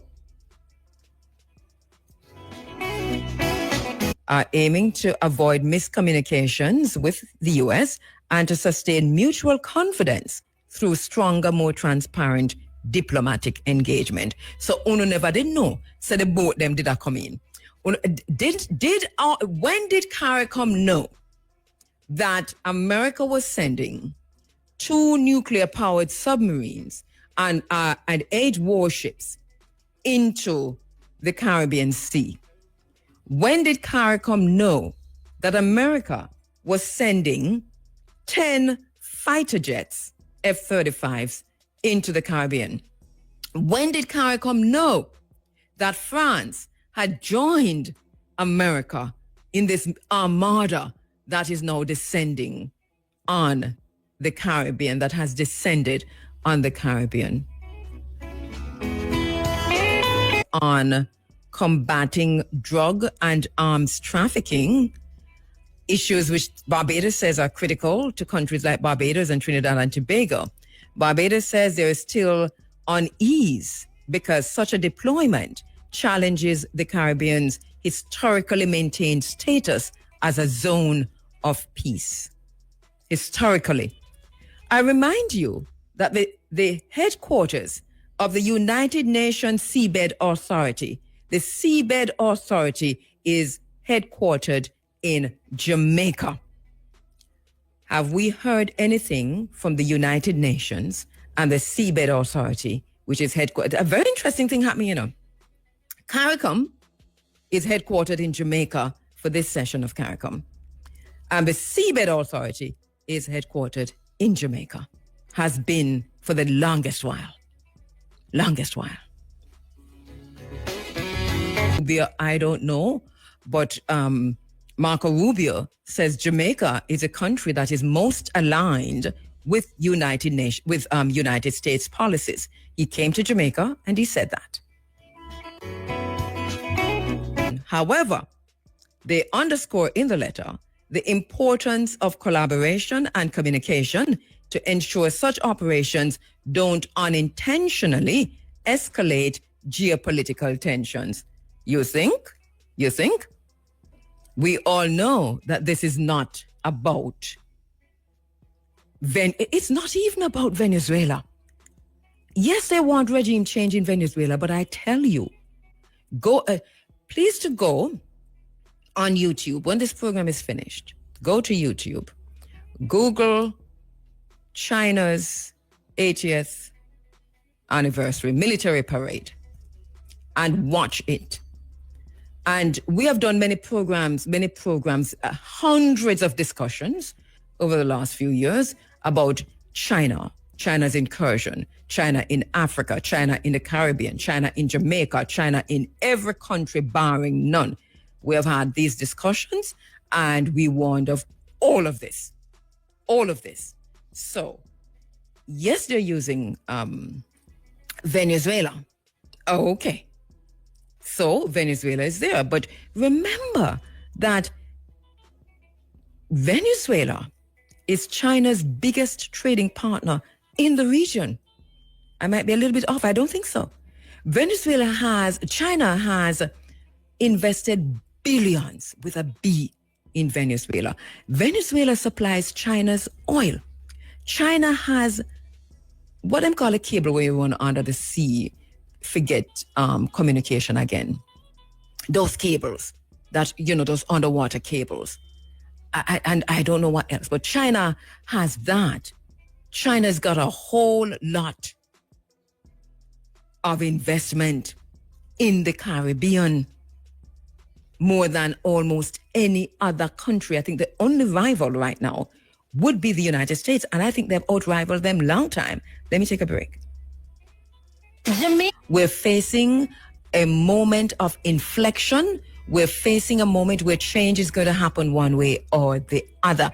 even if America moves all of its ships out of the Caribbean water as I speak, and pull all of the airplanes, and France move out of ship. Because what this is for us is a warning from the United States that military might will speak and is going to speak if you go against what we are telling you to do. So what you can look forward to is the decisions that your governments in the Caribbean are about to make. The decisions that the Jamaica is about to make, that Barbados, that Trinidad has already gone off. Trinidad jumped off of this cliff long time. So it will be great to look to see what Trinidad is doing. And we need to go now to look at the silence. Who is speaking and who is silent and what they've said. But before I do that, CARICOM in the letter to Washington, the letter that they've drafted, I cannot say that it was sent. Okay? They have also talked about CARICOM members openly supporting U.S. military deployment that include Trinidad and Tobago and so on. And the Foreign and CARICOM Affairs Minister, Sean Sobers, emphasized that Trinidad and Tobago faces disproportionately high levels of crime and views U.S. intervention as a necessary asset in tackling transnational criminal threats. Now, how many weeks and months have I spent in this program with Dr. Darius Figueroa talking about transnational crime? And he's somebody who is well placed to discuss that. And what did he say to us? He says that from all of his research, and he's just released 2 more books, by the way, so look him up. There are 2 more books out there that you can buy online that's dealing specifically with Jamaica and Trinidad, and I think possible Belize. I haven't got my copies yet. But so he said to us that the methodology has changed. And so that where it used to be this traveling by boat, transporting big cocaine and so on, that whole thing has changed. And he talked about Pax Mexicana and the borders that are being used. And that is why it's not just, this is an interesting thing, because what they're saying no longer exists. And he talked about Tren de Agua. Tren de Agua doesn't exist in Venezuela. It is a Colombian narcotics drug, situation. But the name is a name that Donald Trump and those in the US have already identified and put the tag of terrorists on. And once they say you are a terrorist, then they can kill you regardless of which water you're in. So what if Tren de Agua and Jamaica being such a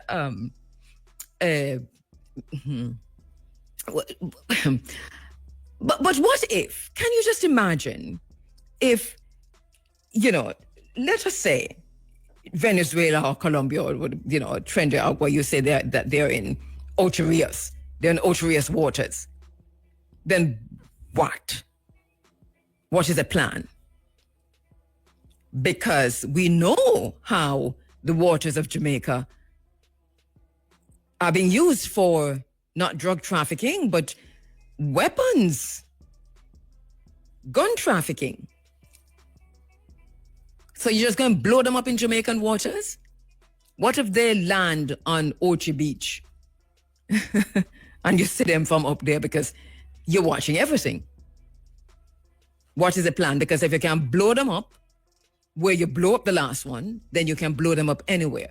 And there is no apology or regret or remorse.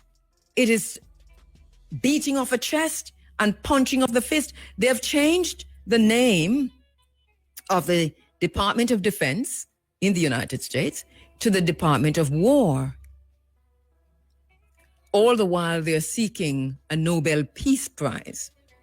And Jamaica and the rest of CARICOM foreign ministers are saying the Caribbean waters, known as a zone of peace And you have now peopled it with warships, nuclear-powered submarines, warplanes from both France and the United States. Ability.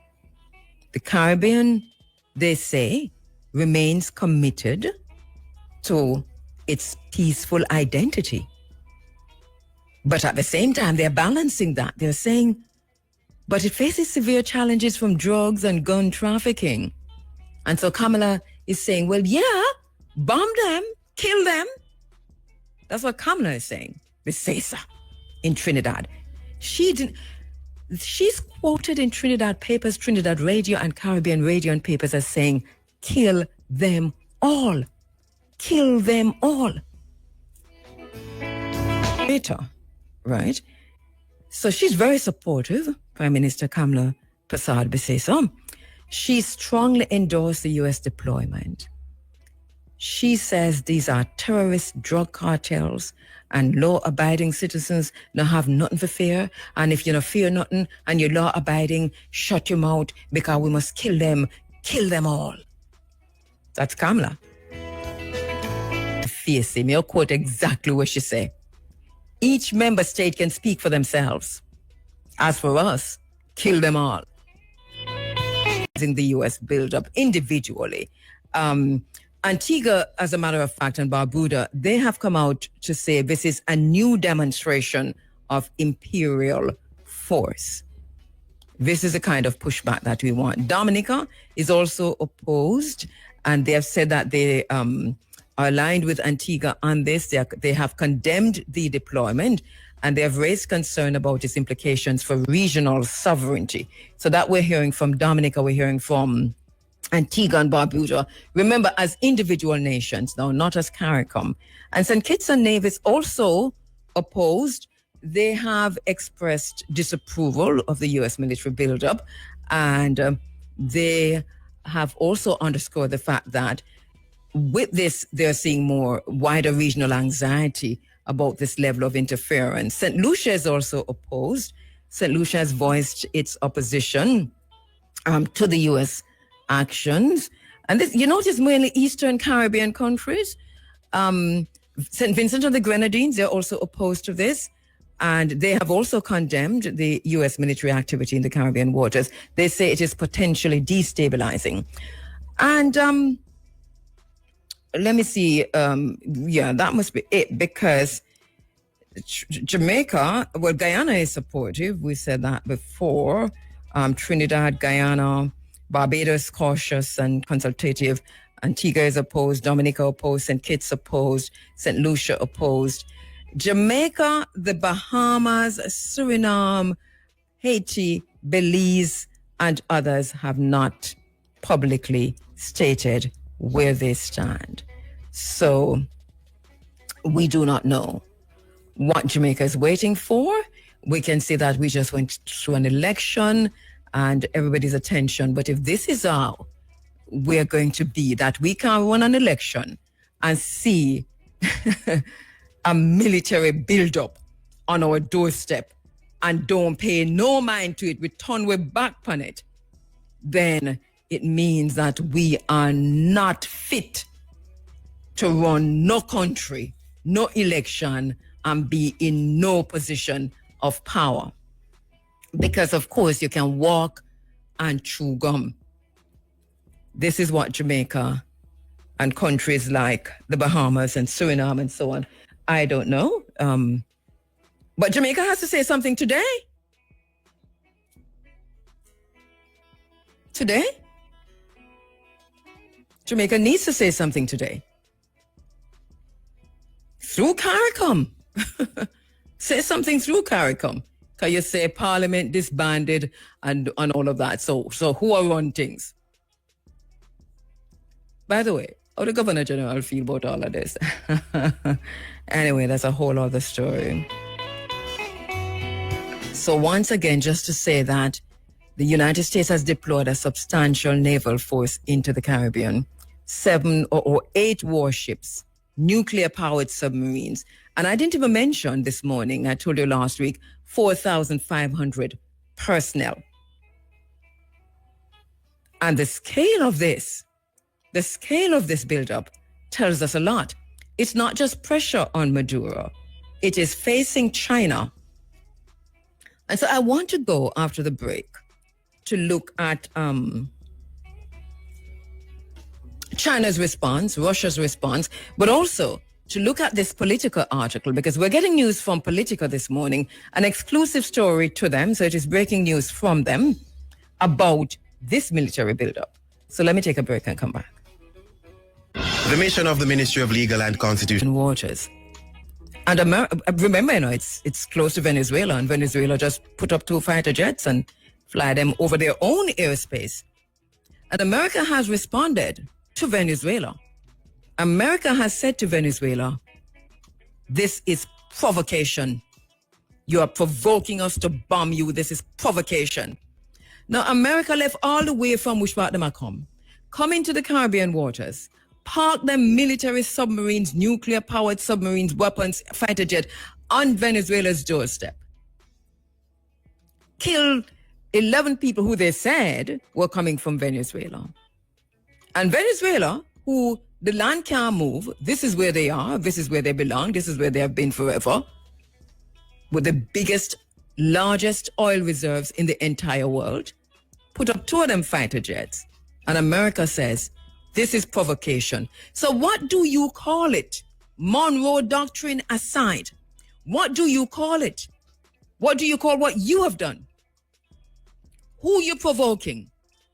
Or when you do, this is the most narcissistic, psychopathic, Machiavellian piece of geopolitical BS that I've ever seen.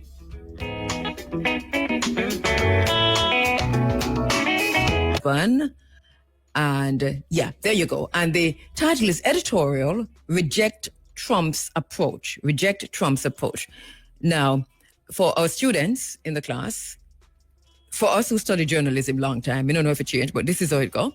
When the newspaper writes in the editorial section, whatever comes out as editorial, this is the policy, the opinion, the feeling of the entire ownership of the newspaper. That's what we learned in journalism. So we're taking, this is how the Gleaner really feel. These are them policy doesn't feel, this is, and they feel strongly about it. Anyway, so I'm going to read a bit of it for those who haven't bought the paper yet or haven't gone online. It says, hopefully, no other Caribbean leader will follow Kamala Persad-Besesa's embarrassing and highly spirited cheering on the United States for its extrajudicial killing last week of 11 alleged drug traffickers in international waters near Venezuela. Now, the only thing we have a problem with the Gleaner writer, so you should have said Caribbean waters and bring it right home. Bring it right home. Anyway, they go on. Their boat was simply blown up, either by a drone or missile believed to have been fired from one of the U.S. Navy destroyers President Donald Trump dispatched to the Southern Caribbean, in his supposed war on narco traffickers. Many people, however, fear that America's real purpose is to set the stage for military intervention in Venezuela to overthrow Nicolas Maduro. And then they go on to say, despite Trinidad and Tobago Prime Minister's declaration that the U.S. military should kill them all violently, I even did left off that, because she said, kill them all violently. That's her exact quote, you know. So the Gleaner is saying, the editorial, despite Trinidad and Tobago's Prime Minister's declaration that the U.S. military should kill them all violently, referring to drug smugglers, Ms. Persad-Besesa's Jamaican counterpart, Andrew Holness, should clarify that the U.S.-style action wasn't what he had in mind in statement earlier this year that criminal gangs and their activities should be treated as terrorism. Remember me to tell you, when Andrew Holness came out and said the criminal gangs are terrorists, and him look one side and look the other side and use the word terrorism again, that there was something to it. Because once you declare terrorism as a nation, this is a new way, you have the right to kill any of them without any kind of considerations for law, order, or no human rights. So, the Gleaner is right to say that within the context of a member of CARICOM, Trinidad and Tobago, Kamala Prasad Bisesa, saying the U.S. military should kill them all violently, that Andrew Holness should clarify that the U.S.-style action wasn't what he had in mind earlier this year, that criminal gangs and their activities should be treated as terrorism. Washington said were members of a Venezuelan gang, Tren de Agua, may appear to burnish a leader's tough on crime credentials.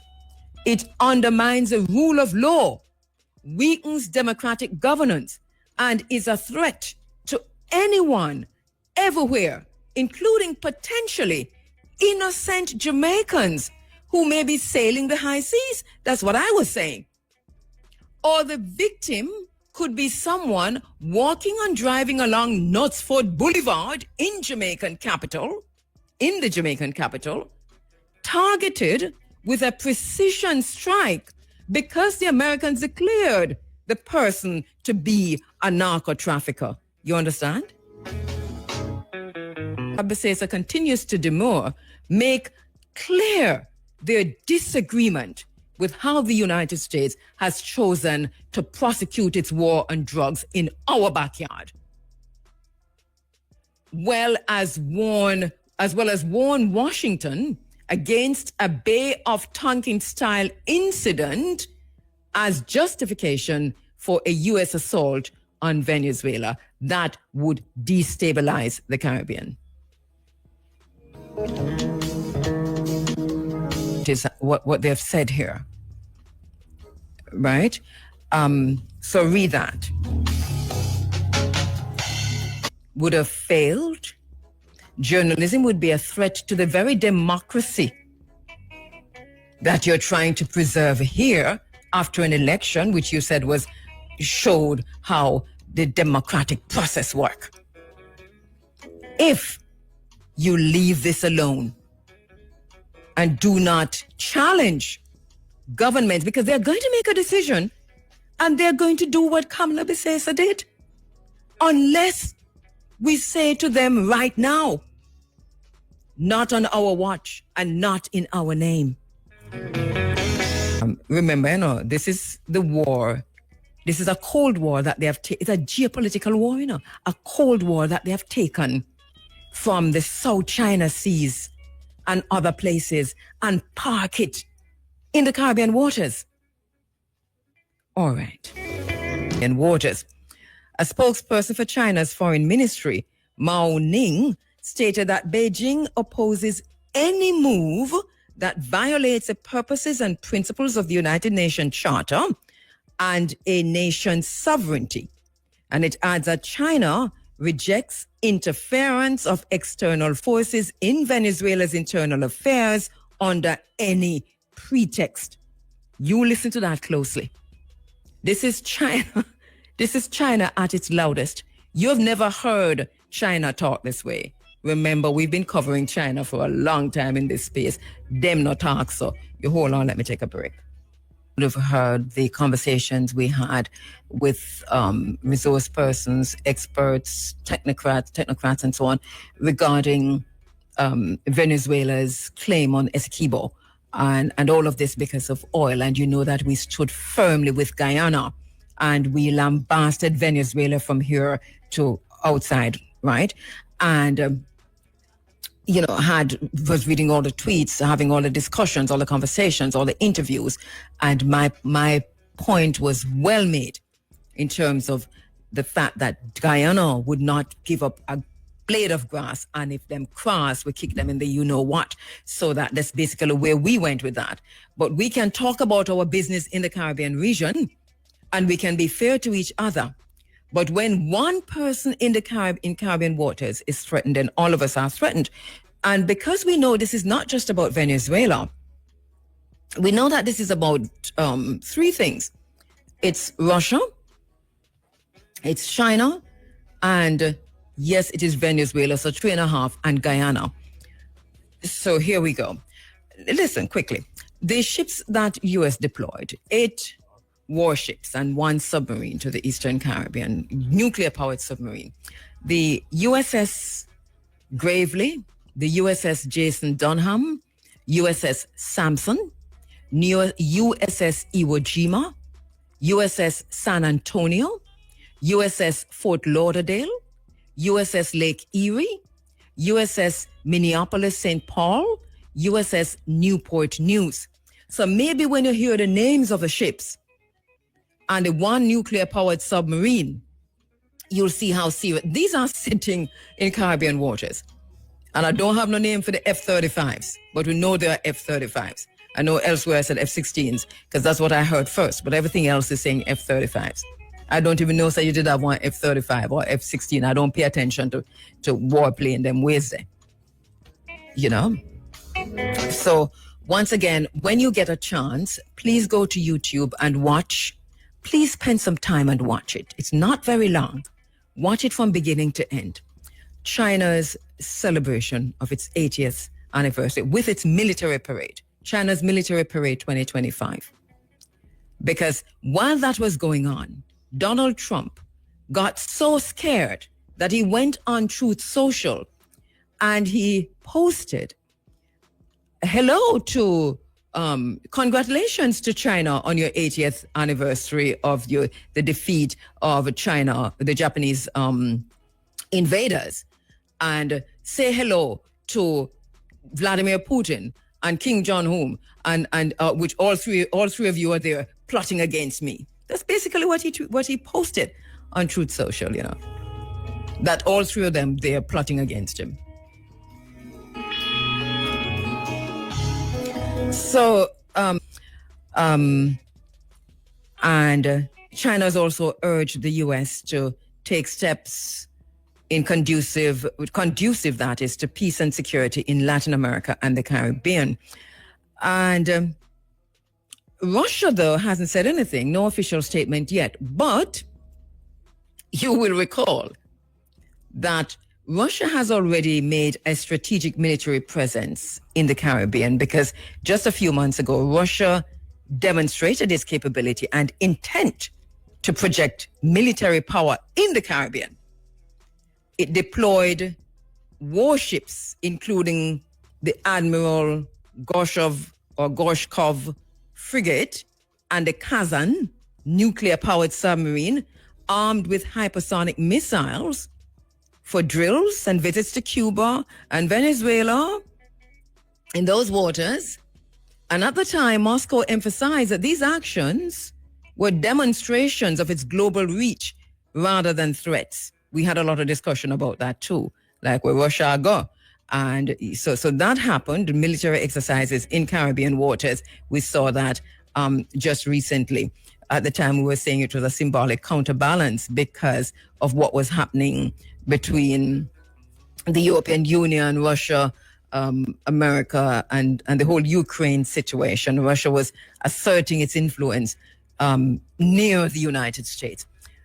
Now, the political article, boy, I've got so much to say. But anyway, the political article prioritizes homeland over China. And basically they're saying that there are key shifts in the U.S. focus from global rivalry to domestic defense. And they're saying that Politico says that it has seen a draft of this that has been sent to the minister, what is it again, Andrew? It's just with the ministry, it's just with the Department of Defense, not the Department of War, right? So they're saying the draft places heightened importance on domestic and regional missions, a pivot away from the previous central aim of deterring China's growing influence. And they're saying this overturns past strategies including the 2018 National Defense Strategy under President Trump, which identified China as the primary threat. But now, what we're seeing is an isolationist influence, and Politica is reporting that the rationale aligned with isolationist perspectives championed by Pentagon Policy Chief Colby and Vice President J.D. Vance, both favoring reduced global commitments and a fortress for America. Why is this important to us? Because America's fortress include us. It include we. So for law enforcement. So law enforcement is losing its power. They're militarizing everything in the United States. And this is according to Politico, right? And then they have now referenced the Pentagon deploying warships and F-35 fighter jets to the Caribbean for what they're calling anti-drug operations. And they also reference a recent military strike, which reportedly killed 80 alleged members of the Venezuela, well, it's Colombian, but they keep saying Venezuelan, Tren de Aragua gang in international waters, which is the Caribbean waters. And so this blurs the line between military and law enforcement roles. Now, there's a deeper concern. There is a deeper concern on all of this. I don't have a lot of time, so I'm kind of just going through the article and why this is important for us, and why, when we say this includes China and Russia, this alone tells us, the Political article alone tells us that the Caribbean is now being treated as an extension of the U.S. Homeland Defense Zone. It's not just now, because the CBSI and all of them was about that. The militarization of the Caribbean waters was always happening. Southcom was always a problem, in the same way that AFRICOM is a problem on the continent of Africa. But now they've ramped it up a bit. Not a bit, a whole lot. So instead of primarily viewing China and Russia as external adversaries, the Pentagon is repositioning to secure what it calls the near abroad, which is the Western Hemisphere. And by framing the drug cartels, the transnational gangs, Venezuela-linked groups, etc., as security threats, they now have a justification for their large-scale military presence against China and Russia in Caribbean waters. And so reparations activists and principals from CARICOM, from the Caribbean, from Latin America, from the continental Africa, the United States, and so on, they're all in Ethiopia, Africa Union meeting there. Lots of them are presenting this morning. Well, they would have already, because Ethiopia is like many hours ahead. Listen, some journalists, because they're not going to answer me on this, and I've tried using Access to Information Act. I've been using this forever and ever, amen, but I hardly get no response. But I think, some journalists should ask about how much money, CARICOM get from the Afri-Exim Bank. Is it a loan, an aid, or whatever it is? And why now that as Jamaica get it? And is it going to be used? Them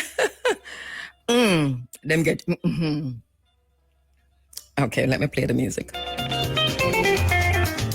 But the question needs to be asked about that money from the Afri-Exim Bank that's gone to CARICOM. So today's Africa CARICOM Day. We can follow the news. I haven't spent a lot of time on it, but I know that for me, I endorsed it. I was there online for the launch of it. I was there online for the second one. And I'm sorry I missed the third one yesterday into today. But I'll go catch up and then come back and talk to you about it next week. I know Professor Vereen Shepherd is there. So hopefully when she comes back, she'll give us a summary, as she's wont to do, about what happened there and what's coming out. Because this whole conversation, the big theme this year is about reparations, right? I've looked to see if there or any comments or documents or, any question asked about what's happening in CARICOM waters. I haven't seen anything. If you have, please send it to me. But I have been going to and fro, searching for that coming out of the Africa Union on Africa CARICOM Day.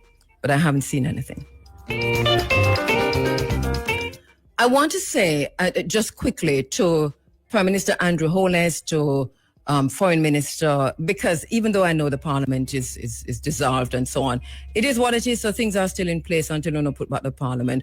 But I just want to say to government and to the opposition that this is a matter of critical importance, and your ignoring of it is dangerous.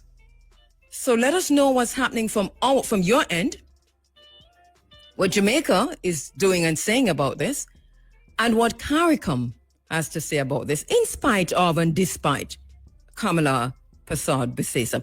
What Kamala is doing is very interesting, and we have to watch her to see what happens next, right? Because we had Idi Amin, and Patrice Lumumba was killed, and Amilcar Cabral,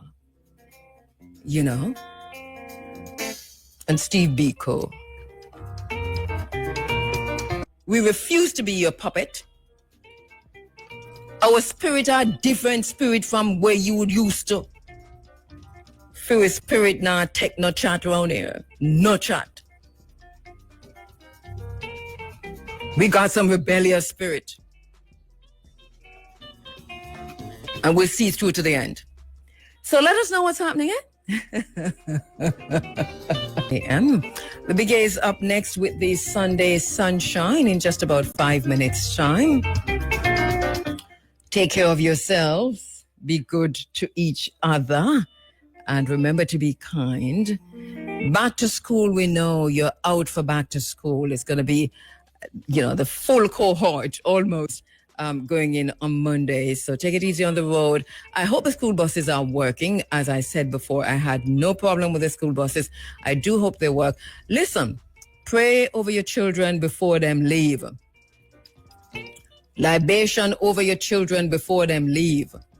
Because so much negative energy is out there around and surrounding the transportation for our children, that I want to caution us that we have to stop it, because words are alive, and you can use words, and your words can create monsters.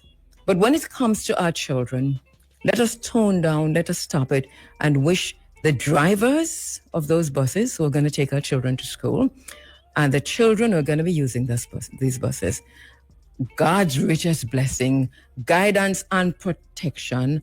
Mother, Father, God, watch over them as them go out to school Monday morning, tomorrow morning. Protect them on the road. Protect them from pedophiles. Protect them from rapists. Protect them from drunk and reckless, narcissistic drivers. Just protect them on the road. Let us pray for our children and stop the negative energy about how them getting to school. You see, because we're going to create a thing that we cannot pull back.